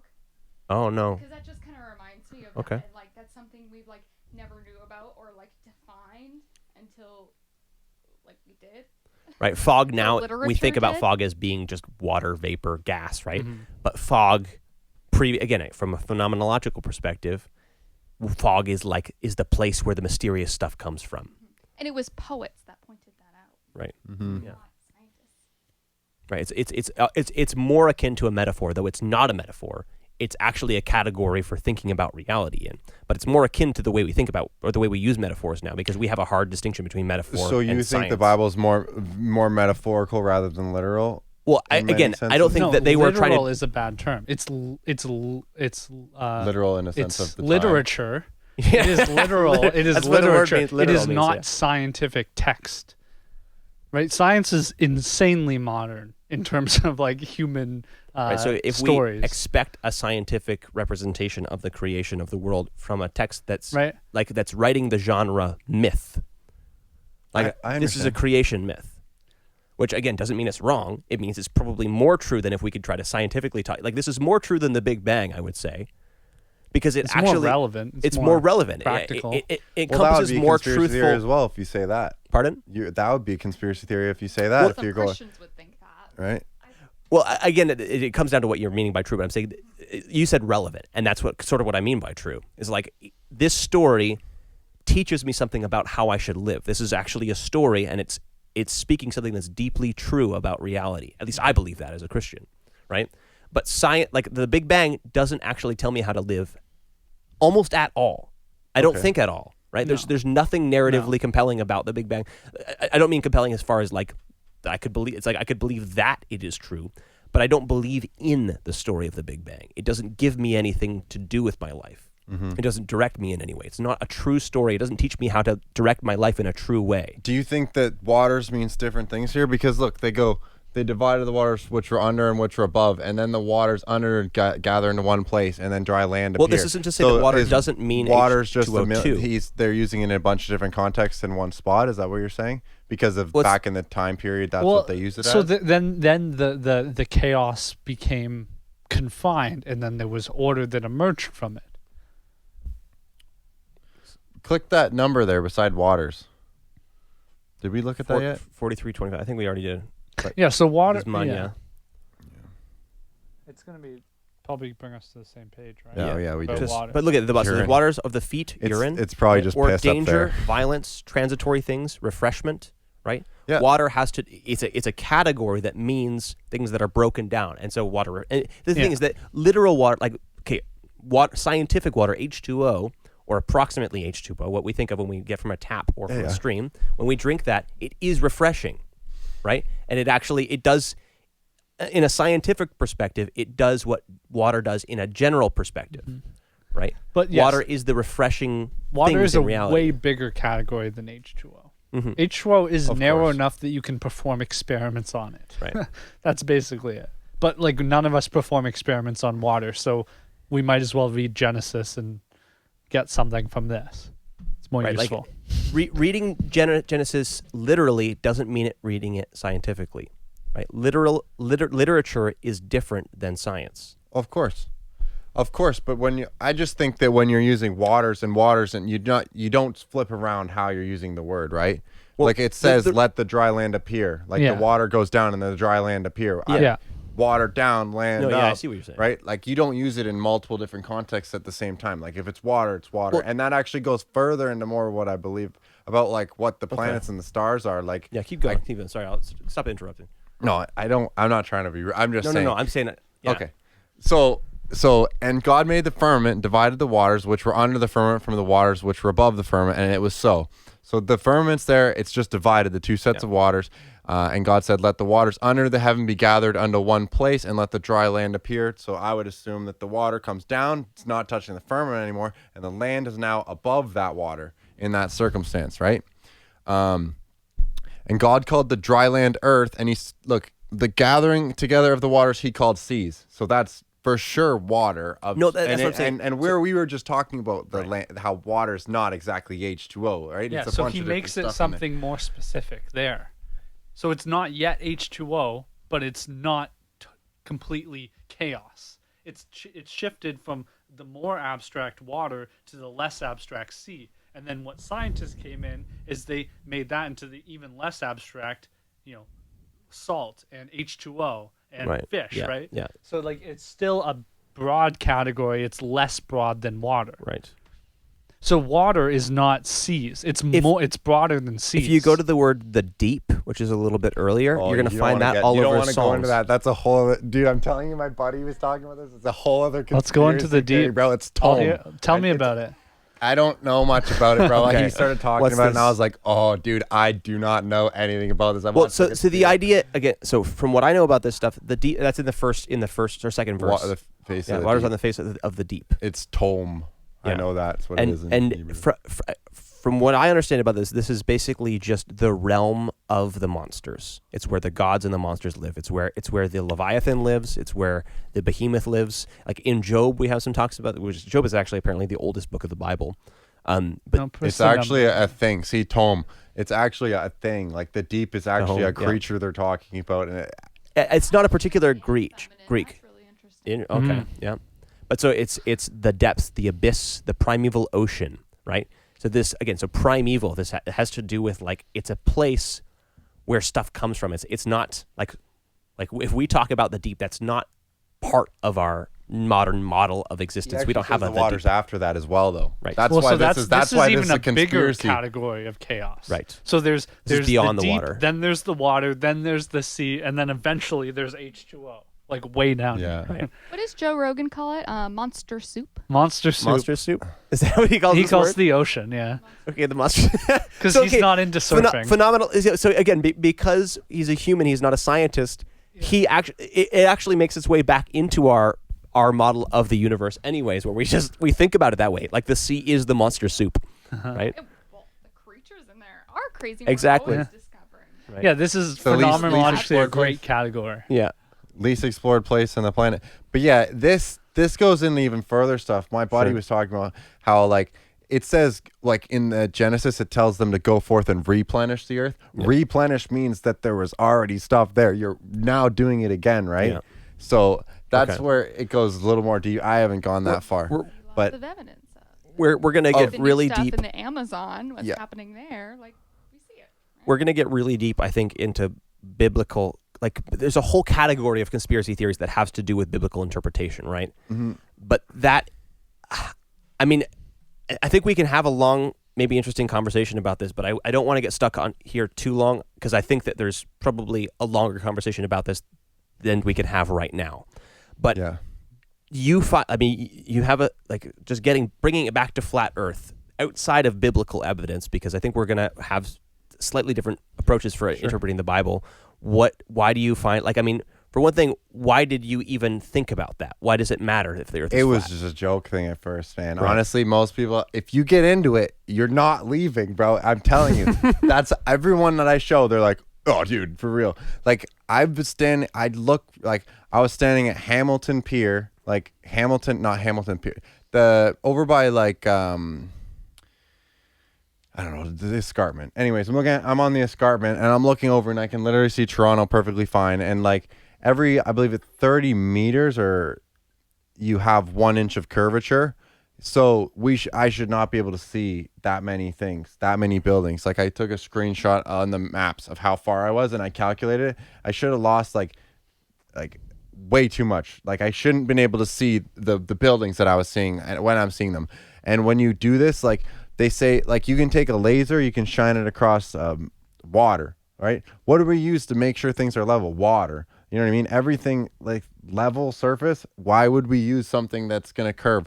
When have you ever seen anything curve around a ball? And it's like, yeah, okay, it's so big though. Now it sticks to it. It's like, okay, well, what about the fact that if we're like this and we're spinning, this part of the earth is spinning way faster because it's way farther out. Why don't we see any differences there? Why has nobody ever felt movement on the planet of the earth when we're apparently soaring through a galaxy and we're always spinning and Because of atmosphere. and so that I know there's an answer for all of them, and I know most of them. I actually really loved space before, and it kind of bummed me out when I was like, "There's Space doesn't exist." Yeah. Well, yeah, and it was a slow process of figuring all this stuff out, but it seems like there's videos of people. So NASA gives you their picture, which they say is an image recreation or something, because they say that the cameras are like weird. It's ridiculous. But it's an always CGI, and they say that there's a reason for it. Like, they don't lie about that. They say there's a reason for it. I joined a flat earther group on Facebook just to be able to follow this narrative and see what people are saying. And sometimes it's like, okay, that's an interesting thought. I don't, but especially lately, seeing all of SpaceX's footage and stuff like that. There's so much of it. It's not like we're not in the 60s or the 70s anymore. When did I mean? There's the alleged moon landing, which I'm not sure if you'll dispute, but I don't think it happened. No. Okay. I actually saw a video of Stanley Kubrick the other day talking about it's like his greatest masterpiece, and he's mad that it's like a lie. So I mean, I think that's kind of an interesting. It might be fun to go into that briefly, but at this point, there's so much. It's like. We know how to spot CGI. As soon as you see CGI, even the best CGI, it's always noticeable. Like you watch a movie and it's like, why do they have to do CGI? Well, why can't they do practical effects? We know the difference. You can go to the NASA website and look at the stuff, and I guarantee you'd laugh at a lot of it. Like the NASA website, I'm telling you. Okay. Go to nasa.gov and you will laugh at this stuff. Like it's clearly a lot of them are altered. Like they're not legit. Okay, here's one for you though. Okay, if we're flying through space, okay? Why do we see the exact same stars all the time? Well, yeah, there's and they always 'cause we're in the center circulate. of the universe, bro. Everyone's the center of the universe in the fact. I mean, science. okay, just Well, there's no, in this every doesn't seem that direction. hard. There's the exact same amount of background radiation. but the same exact constellations forever. No, we Forever. see- and we they haven't all traveled There's a travel cycle. around We Polaris. don't see them all year. We see different ones in the summer versus the winter. because but spinning that's around. that's different when it's moving, right? If you look up what's that stop photography? What's the iPhones have it? It's called like Long exposure. no, it's like a bunch of different pictures. Is that long exposure? I think that's long exposure. Yeah. Anyways, you do that of the stars. They all rotate around Polaris, and it's the same all the time except for the planets. Which Wouldn't planets that be if the Earth is spinning? Okay, you're seeing these pictures. If the Earth is spinning, then you're gonna see. I mean, these are taken the near stars move. the North Pole. Yeah, The stars take the same path every day. right, because With the- that would the make sense daily with the rotation of the Earth. Earth. But you're traveling through space past other stars and Yeah, stuff. but for- relatively Relatively minor slowly. Yeah. movements. But To a year. these constellations have been decided on like thousands and thousands and so much. Yeah. That once you expand to like millions of years ago, okay, well, how would you know that happened millions of years ago if we only see these tiny little changes? Well, because Right, also like- the time, like the really far away stars took a lot of time for the light to travel. So like they might not even exist anymore, but we're not going to see that change. Right. If Earth is moving, then We're how do we seeing see the back same in time. stars every night? Is this just like a sciencey article to explain it? Well, we can find 3 uses for peanut butter. That's useful. Parallax is okay. Right. So relativity. Yeah, it's very very scientific language there. It's just like Right? it's almost like that thing. Once you make it so big, like you just like how would they know these things? That's just ridiculous that they're gonna make these claims when they've only like had science, like so to speak, the same way in the same cameras for like such a short period of time in the general sense of things. But now they're like, no, Right. for sure. Let's Well, like I mean, that. I see the incentive, especially looking at the original, like the moon landing narrative. Okay, there's incentive, there's motivation to propagandize this story. There's reason, War. right? $50 There's a million Cold War, a right? day incentive. Sorry. Right. Yeah, there's a Cold War, so it's like, okay, obviously, and I mean at this for point, that, yeah. there's plenty of, I guess there's plenty of motivation to tell the narrative of going to space. Elon Musk doesn't seem like, I mean, I guess he is kind of a troll, but Yeah, be I quite feel the like troll. a conspiracy requires a lot of people willing to sort of play nice and submit themselves to a certain hierarchy and a really cohesive structure of leadership and of authority. And what we just talked about as far as the state of the earth at this point, it's like we don't see that level of cohesion. We don't see that level of community, that level of actual trust for people anywhere else. Why would we expect to see it in government for people to actually have a functional conspiracy? Well, I would say that like, okay, so a lot of this stuff goes back to Antarctica. If you break it down, it's like the governments they all have a treaty. You can look it up, the Antarctic Treaty, if you want. It's not a big deal, but the Antarctic Treaty, every government pretty much has signed in on this treaty to not let people explore except for scientific experiments. And they always go to these two bays that jut out from the supposed wall. I've never been to Antarctica, but there's supposedly a wall there, which would make sense. Why do we have a cup with rim around it, right? If there's flat water, it would need something to hold it in, right? Right. There's a guy named Admiral Byrd. He was an admiral, obviously, and he actually took people to Antarctica, and he specifically says that there's more land over there than all of North America, and he's wondering why we're not using it. So this is all the people frozen? at the Cold. Yeah, I mean, well, actually, no, it's obviously cold there, but what they say you can't fly over it because of penguins. That's their legit answer. It's ridiculous. But all of treaty these countries, is just that you can't dispose of or test nuclear, it's not payloads. that's what you should. The treaty is It that you can't expands. test nuclear weapons or dispose nuclear waste in Antarctica. That's what the treaty says. Convention The three of the international Antarctic Seals, Convention and Converse. You can read the full treaty. Okay. Oh man, go back. There was a summary of the three things that it was about. The three different treaties. So there's Antarctic marine living. Convention of the Conservation of Antarctic Marine Living Resources. That's in 1988. Protocol on Environmental Protection of the Antarctic Treaty. If you go back to the Google overview, it explains there's a clip from the Wikipedia article that says that it's about disposal of radioactive. The Antarctic Treaty is related to agreements collectively known as the Antarctic Treaty System (ATS). Oh, sorry, lost it. If there was Regulate like a the summary. International relations with respect to Antarctica. Yeah, where was this? Oh, this was it. This was the summary. What is the main Okay. purpose? Yeah. Demilitarize. Establish free zone of nuclear tests and disposal of radioactive waste.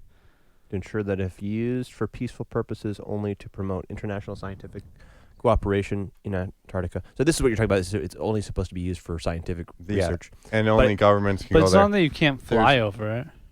No, people don't fly over it.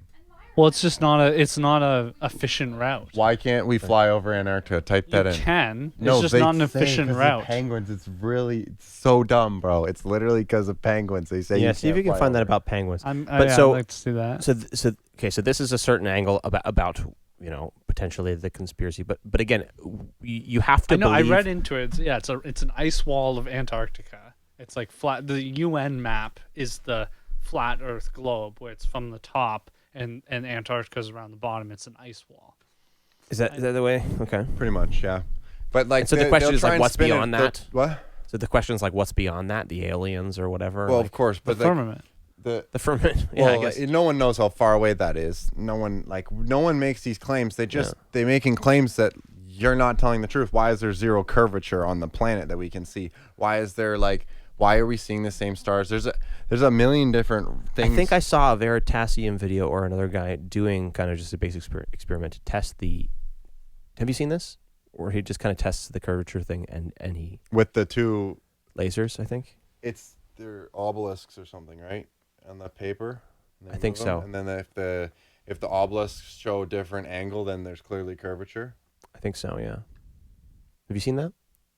I've seen something similar. If that's what you're talking about, I'm pretty sure. And it literally would just have to do with where the sun's at, obviously, at the same time too, right? If you have the sun over here, and then you have a post thing here and a thing here, like they're obviously gonna be like the shadows are different, right? Well, I think I was getting light off there, but Okay. Yeah. the shadows will shine differently. There's one video. I should show you one sec. Okay. It'll make it a lot easier. But there's just a lot of questions that aren't being answered for the most part, and they're not saying we for sure know what's going on. But like, if you look up cameras with P900s and you look at the stars, they look so cool. Like, it's like if you took a bowl of water and you put it on a table and let shine light off it, and then you see like the ripples and stuff. Basically, looks like that. the And you're playing atmosphere. music. That's the waters above. Of course. Scientists agree that's the atmosphere. But the ripples and the way that the actual stars and the planets. Yeah, the look. atmosphere refracts light. Right? Of course, but that would be their reasoning for it. Like, so these two here, I don't want to go really far into it. I just want you to, I want to show you these bays here. I want to find the name. If you find it, maybe Sarah can put it up on the screen. We can see South Shetland Islands. So there's 2 routes that they'll take you to go down, and it's by Is this the Antarctic? South Shetland Islands. Yeah, this is how you can, this is what you how you can go. There are tours, and they're only on these 2 specific spots. If you were to look at the flat Earth map, it's these little tails. They look like tails that jut out. Mm-hmm. So the ring would be like this, and there's a little island that'll peek out a little bit. the flat Earth. Okay. It's the UN flat Earth map. That first one works. Yeah, that third one's fine too. Okay, so they'll take you to these little jut out spots, and they'll take you around in some islands, and they'll take you back. That is the complete falsification of what people with flat Earth think. They don't believe there's no space like that. They think they're they're made by God, and this is like specific. You know what I mean?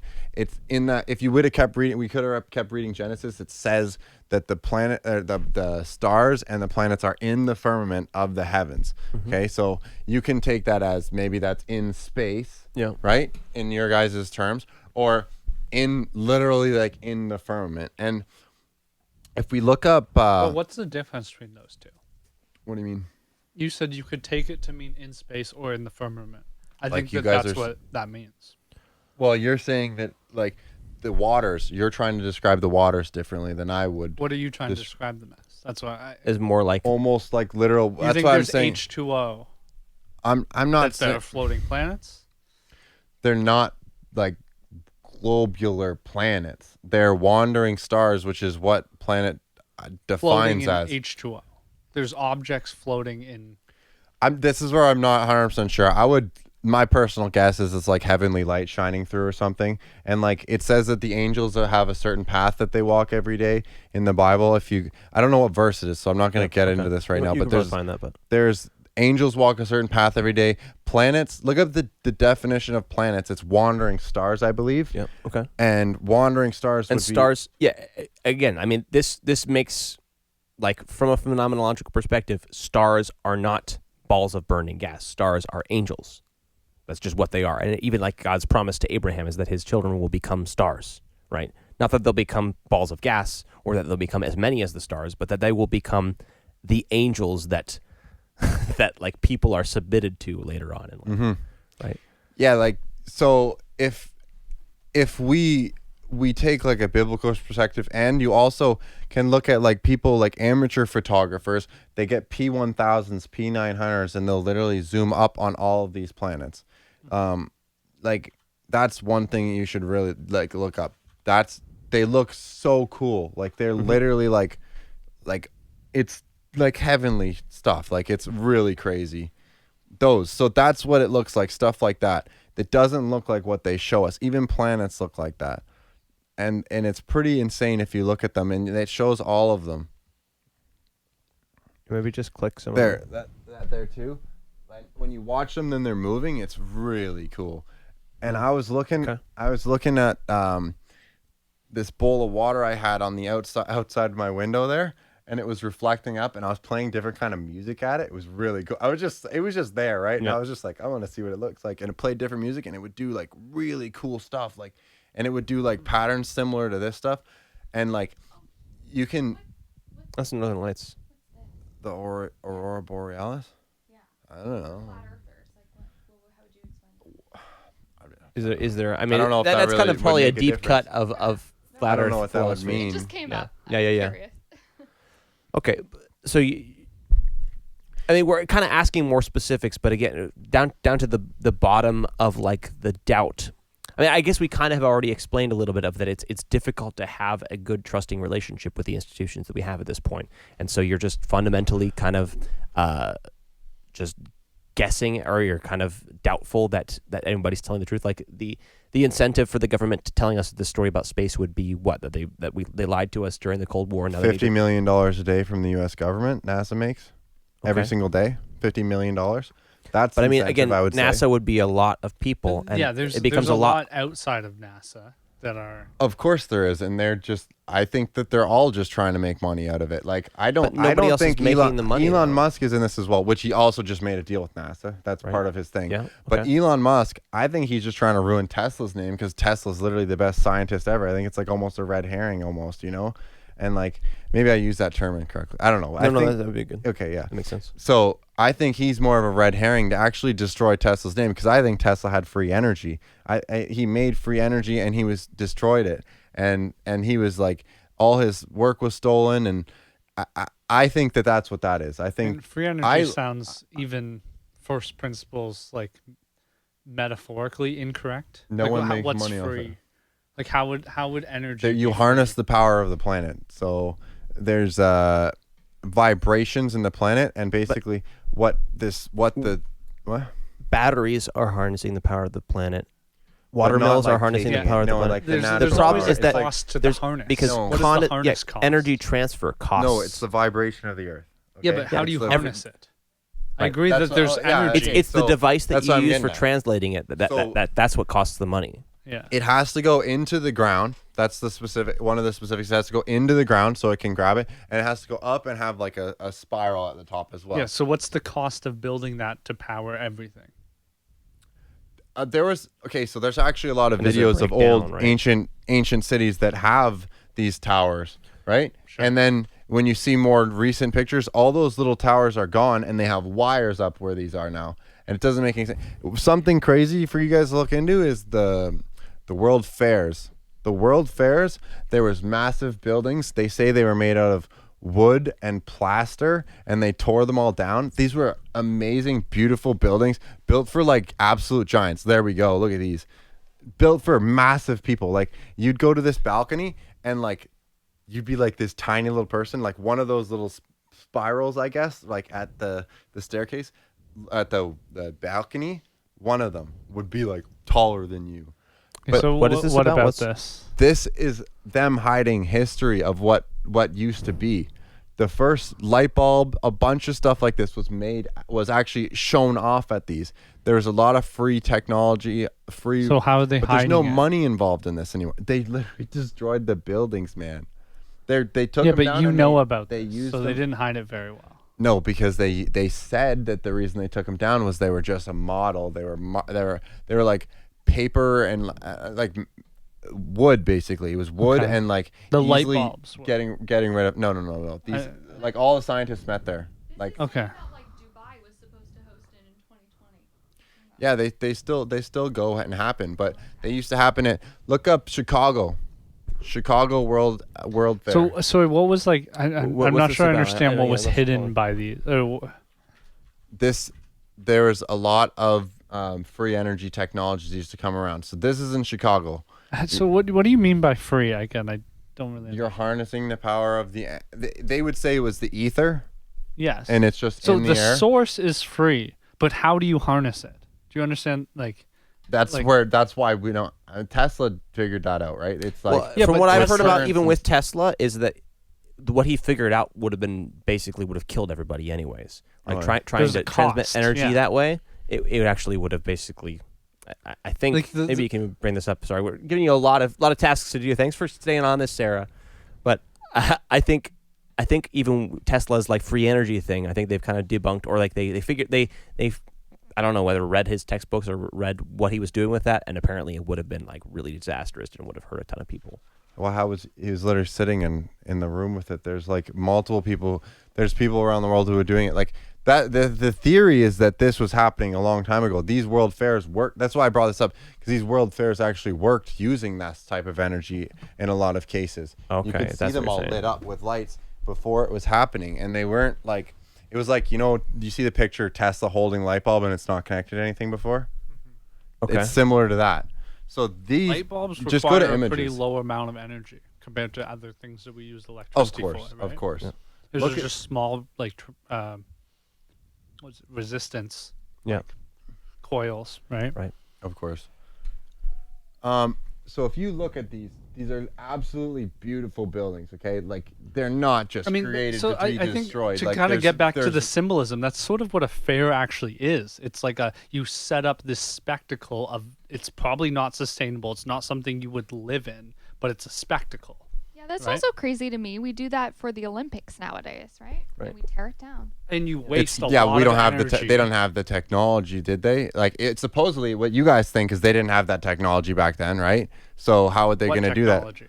To be able to build that fast, machinery and stuff like that. Do you think they took years and years and years building this to just take it down? They said that they just built it with scaffolding and stuff. This stuff Yeah. is beautiful. If you scroll through there, like, it's so big, and they're all over the world, and all of them got taken down. I don't not believe that they could. That they, I don't know. I believe they could have set these up. Yeah, I I mean, think there's there's pyramids and there's insane feats. yeah, of there's a lot of human technological engineering. things about history People that we are don't know. questioning how the pyramids are built all the time. And I think the important thing here is again, I think conspiracy theory, maybe I'm just trying to sum this up a little bit too much, but I think conspiracy theory in general is this weird chimeric marriage of scientific thinking and mythological thinking.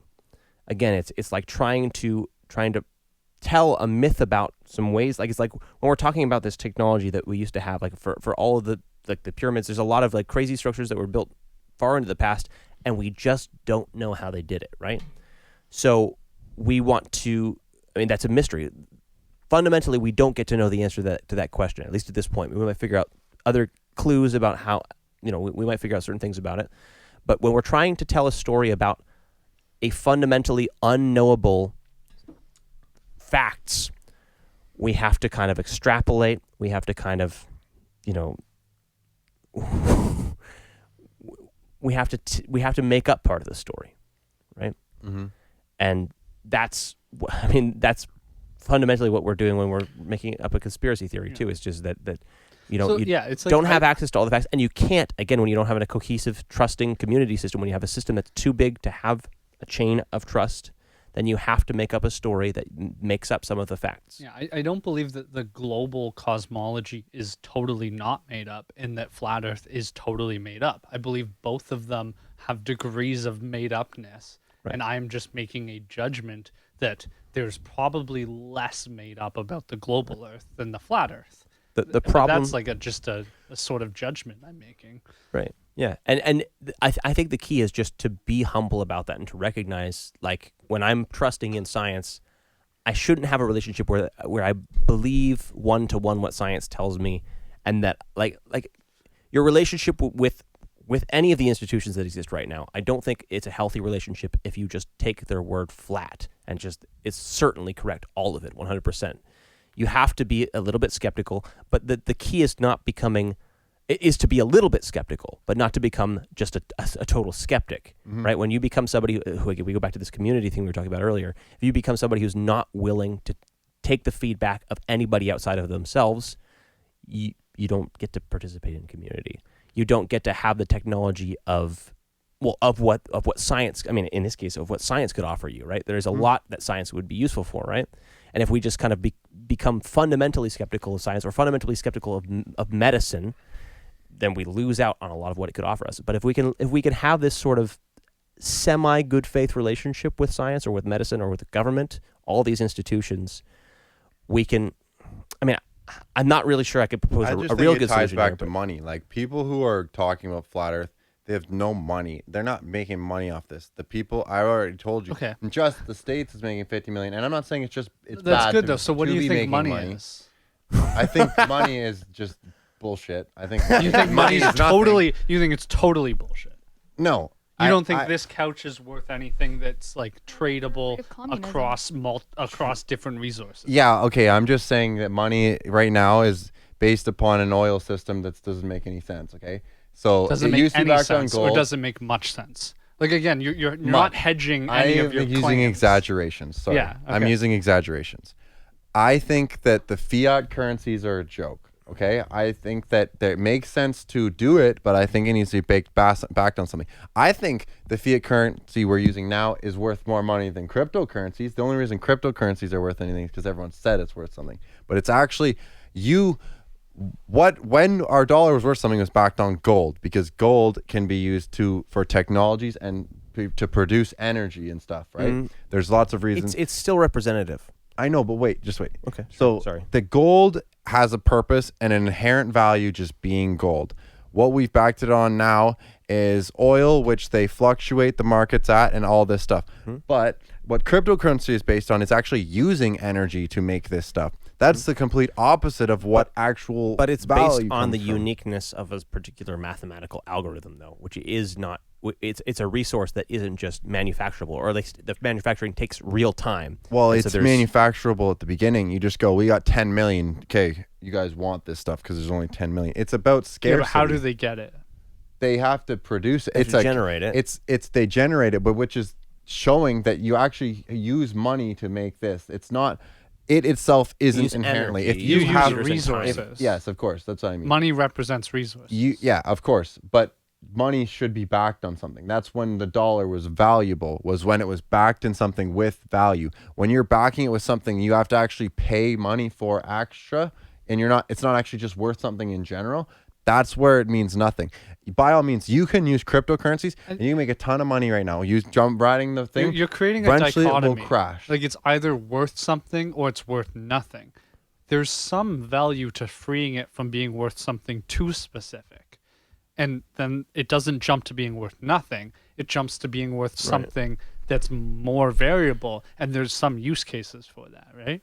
Well, it's good for people who run the stock market, but it's not good for people who want their money to be consistent, to put it away in a Well, it's good for vault. people pushing exports to Of change course, but certain... the people, it's not actually good for just people in general, right? If you want to keep your money and like, how do I keep my money and it doesn't go down the drain? If you keep it in paper format, it will slowly deteriorate. But at this point. that's If you I keep think it that's in a gold, good it, technology. will not. That's a useful technology that we have created. That so capitalism is the transition from leaders sitting on wealth to leaders sitting on investments. Right. So capital, your money isn't actually like gold; it's dollars in a bank account or dollars in an investment account that is in capital. So there's actually more value to money than I think ever historically when it was kings sitting on gold, right? Because that was actually just not really doing anything. It's all potential. Like you're saying the gold is a real resource that you could use for technology, but the kings weren't using it, They so were it didn't sitting relate on to it. real There's value that could be plates used and for shit. anything. They It were was holding actually it was almost more fiat at that point, right? Where it was just like, this represents our king's power, but he's not actually doing anything with the money. It really just represents power in this fiction that people are believing and buying into, which I think what we're trying to say is that that's not fundamentally a wrong way of using, like that's what money is for. It's for sort of acting as a mediator between our negotiations about value, right? It's not that money itself has ever been valuable. Money is always just a language that we talk about value. Of course, it's hard to say. I understand what you're saying, and I understand, but like, I think that there should be. I think our fiat currency. I'm not saying there's something totally wrong with it. I'm just saying that people work with it. People know how to mold it and change it, and it's not in the likes of the. The kings still have all the power. The banks still have all the power. Like, you want to say like, oh, we can't put it in the bank. It's like, the bank will keep making money. I think what I'm having a problem with here is technical. It's all the power. Banks have probably disproportionate amount of power than they should. I'd agree with that statement. But also the kings, the banks, probably have a proportionately less amount of power than historically the people that hoarded wealth did. Mm-hmm. So I think that's the perspective that's missed when you exaggerate in that manner of saying the banks have all the power. They do have more power, but historically less power. So it's sort of a balance there. Going in the right direction, really, is what you're saying. And we might get there. Well, the right direction isn't ultimately the banks having no power. You actually do want to have some more or less. You want to have a firmament backing. Because we might be at this point going in the wrong direction. A phenomenological firmament. I mean, you want to have a firm structure that, like, somewhat is your economy is linked to, and it's not just totally in flux. And like, I mean, that's partially what you're pointing to, is that there's sort of a horseshoe theory here too, where if it becomes too much reliant on one particular system of of evaluation, one particular person deciding on the value, or like just oil, then it becomes really in flux too, and it's hard to quantify what a dollar is really worth.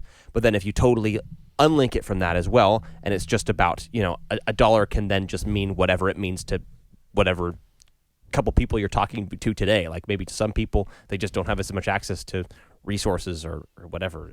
Like, and a dollar is worth $1 million to them, and then it becomes it's a totally chaotic system, right? Yeah. Like hyperinflation, I guess, just does happen, but there's like specific scenarios where that happens. I guess. Sorry, I feel this is not. None of this is supposed to be in bad faith here. I'm afraid this is becoming somewhat more of a Brayden says stuff and we shoot him down session. It's all right. I was the point there mostly is that I just think cryptocurrencies are worth less than what we have, and gold. Sure. Mostly, I think that's based on nothingness, and it's the opposite of what value has. If you have to like pay money to make it, I don't know. That's probably the wrong way to word it. But. Well, I think we got to this because you were saying the incentive behind a lot of these other theories is money. So there's the deepest level of conspiracy that you're sort of presenting here is that it's manipulation of systems of value, which like I guess I would actually agree that we do have our deepest problems are manipulations of systems of value. But I agree with you not only, but more metaphorically, in that we actually have, I'm more concerned about our manipulations of value abstractly than specifically manipulations of money. I think we have values of, certain certain, I guess, religious values or lack thereof that are actually more concerning than manipulations of actual currencies.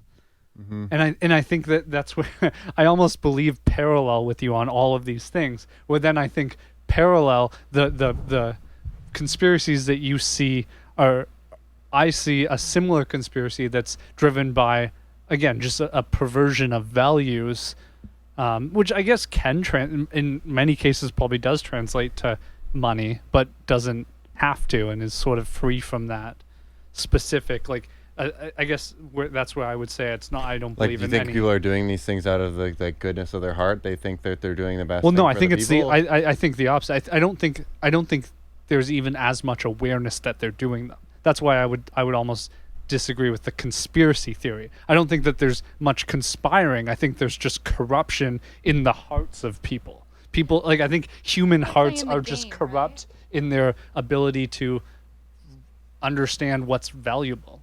And that's the deepest problem here. And there's almost, we'll see a pattern of that because it's in all of humanity. The line between what is the Solzhenitsyn quote. Well, the line between good and evil runs through the heart of every man. Right? Yeah. So it's like, of course, the conspiracy is everywhere because we all have a inability to properly value things.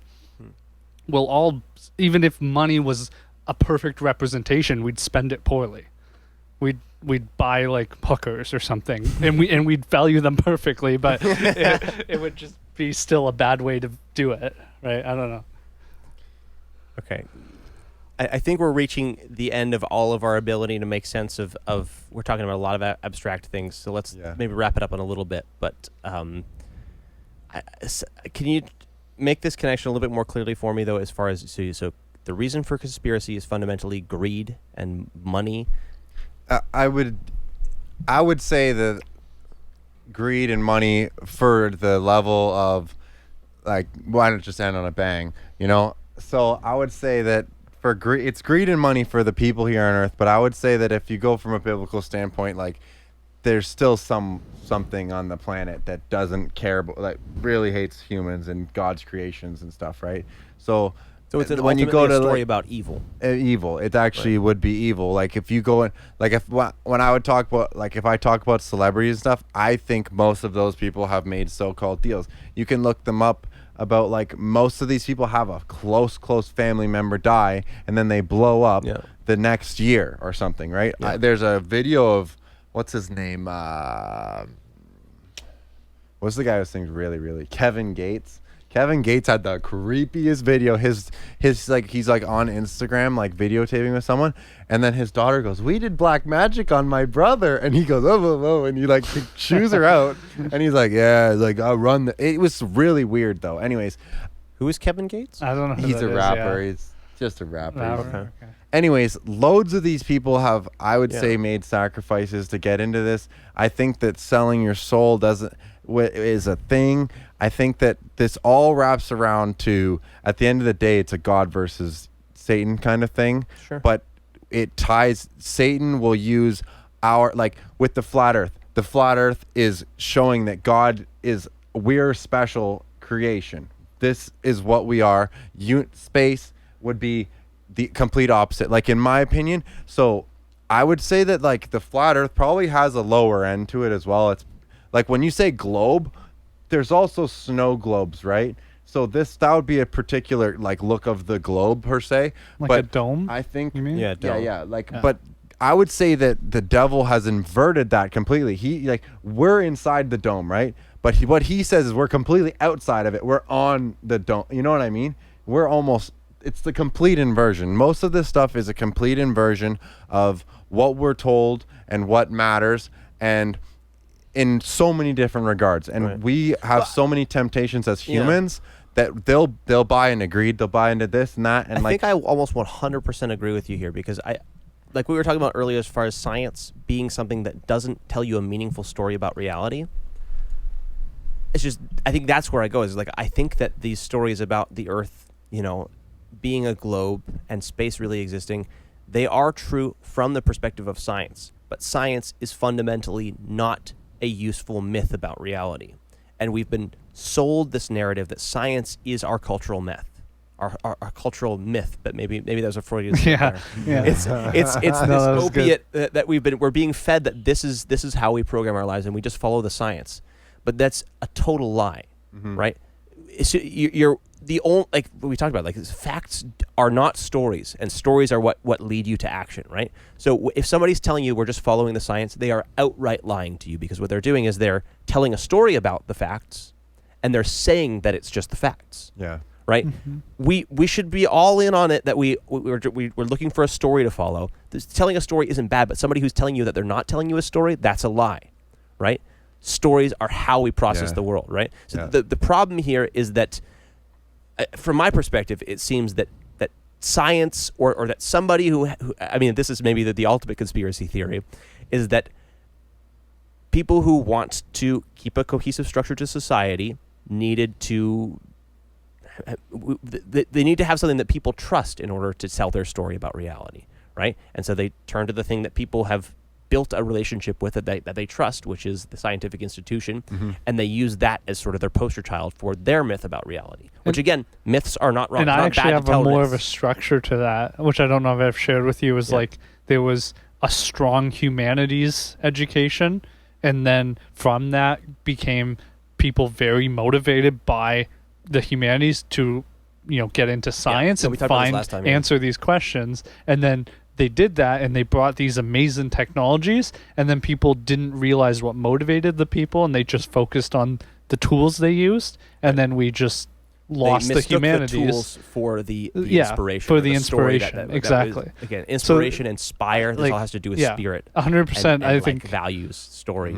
Exactly, and that's where we can all, I guess, relate that we all believe in this conspiracy, whether the details line up.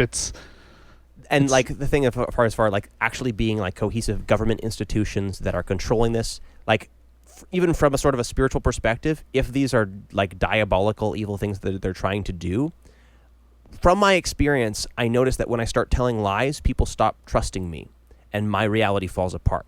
So to expect that a government would be able to stabilize and keep itself around for a long period of time while living in constant lies, that seems to be a bit of a stretch for me. Like a conspiracy seems fun. Like a conspiracy theory in general seems to be flawed to me, at least one that would last for a long time, because lies don't last. That's an axiom that I believe about reality, is that if you tell a story that isn't true, it won't stick around for as long as a true story.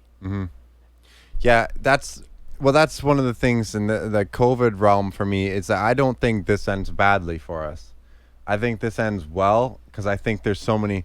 Like, I think people will notice what's going on. I think there's too many lies being perpetrated. I think they're playing too many cards. Like, evil people tend to play their cards very quickly, you know. But like, if God's behind this good side, which I would assume he is, you know what I mean, coming back, then there's got to be smarter plays happening. Right. You know what I mean? Like, the devil's playing checkers and he's playing chess kind of deal, you know? Like, so at the end of the day, like, I think that this will turn out great. So that's why I'm still optimistic about it all, right?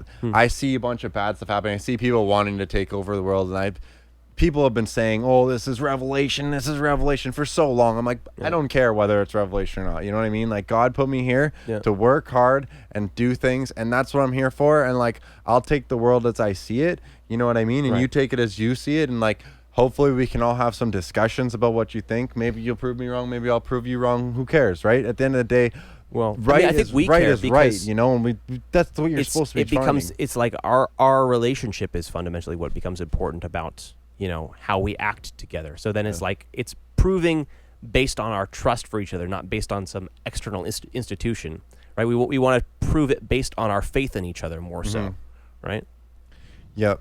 Like, a lot of my friends, like, obviously don't think all the same things that I do, but one of the things that I can tell you is they respect me for being able to let them disagree with me and still having myself be honest with them, right? Yeah. So I respect them for that, because I'm like, thanks for not ostracizing me just because I think this, because I'm not just going to lie to you about what I think. You know what I mean? I've looked into some stuff. This is what I think. But like, if you're looking into stuff too, by all means, like, show me, because I don't want to get caught up in a lie. Like, at the end of the day, like, we should all just want to be down the right path. And if I'm not on the right path and I'm not willing to change, that's just complete ignorance, right? Like, but at this point, I don't see a better answer from what I've looked up. Like, we've had this discussion and stuff, but I've seen like tons more videos. I've been looking at this stuff for time, right? So I could show you like videos of this and that, and you could say they're just videos of this and that, but like, I've seen like heavy proofs of a lot of things that I'm talking about, and I didn't get them all prepared here. You know what I mean? Like, honestly, would have wrote more stuff down if I realized how far we were going into all this stuff, right? But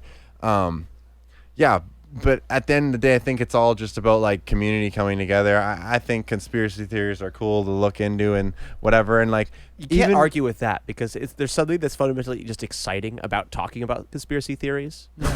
Like, that's why I got into this. It's just, I thought they were cool. You know what I mean? It's like, I'm just going to go and look at some conspiracy theories online, right? And some of them I'm like, wow, like, you know what I mean? This has got some proof. Like, there's other ones. Like, I was watching this one guy, and he was just like, he's a flat earth streamer, but he started talking about Bigfoot. Like, not him, but the guy he invited on. Yeah. And it was so funny. He's like watching some guy like make, like, shoot, like, whatever for gold. Yeah. And he goes, look. And it's like, something makes a crack in the back, and it like kind of looks like a dude. And he's like trying to like push so hard that it's Bigfoot. Okay. I'm like, we don't have to get too deep into this, but do you know what the incentive behind, like, Bigfoot existing doesn't seem to matter to anybody or about anything? Like, why would there? Why is there? It's missing link. There's an evolution connection, which is there's a obvious biblical anti-evolution movement. So it's the Christians that are trying to hide Bigfoot. I guess that would be yeah. All right. Well, we gotta watch out for those guys. I found out that he just grew up near the forest and stuff, so he'd hear all those stories. And I'm like, all right, obviously that's why you think. I think there's an obvious archetype of like strange forest man. Yep. Yeah. I'm sure people throughout time have encountered that. Okay. Yeah. Good stuff. All right, man. Well, I think we've cracked open a lot of cans of what could lead to some a lot more good conversations, but I think there was a good thread here that helped. I mean, it helped me process some of this stuff. So I'm thankful that you took some time to do this. And maybe we'll have to follow it up. I mean, there's definitely more here. So. Oh, for sure. Yeah, no, I'd for sure be down to try it again. It was fun. You know what I mean? Even if it was just us, we don't even have to record it. But obviously, it's cooler if we do. You know what I mean? Yeah. But like, is fun. I like just talking about this kind of stuff, and I'd prepare a lot more for next time too, so I could have some like points for it now to be like, all right, bro, look at this, Jamie, pull it up. And a special thanks to Sarah for being our Jamie today. Yes, thank you, Sarah. Well, that was interesting. If you enjoyed this conversation, feel free to share it with a friend. Or, even better, Take whatever you found interesting here and go and have a real face-to-face conversation with somebody that you care about or somebody that you don't understand very well. I think face-to-face conversation is one of the most important tools that we have for building and maintaining real relationships and real communities. Many institutions in our lives have an incentive to crowd out these longer, more engaging interactions with short-form junk food content. I get it. They're just trying to make money. The point of this project for me is to spend some time pushing back against some of those forces in my life. I want to practice listening to and engaging with people that I don't necessarily understand very well. I also want to spend some time listening to and learning from some people who seem to have a good track record of listening to and engaging with people that they disagree with. If you're interested in working on some of this stuff too, feel free to keep up with this project by subscribing and pressing the little bell thingy that lets YouTube know that you want to keep seeing these videos. I really think that if we can get better at conversation, we might actually change the world. Anyway, thanks again for watching. I'll see you next time.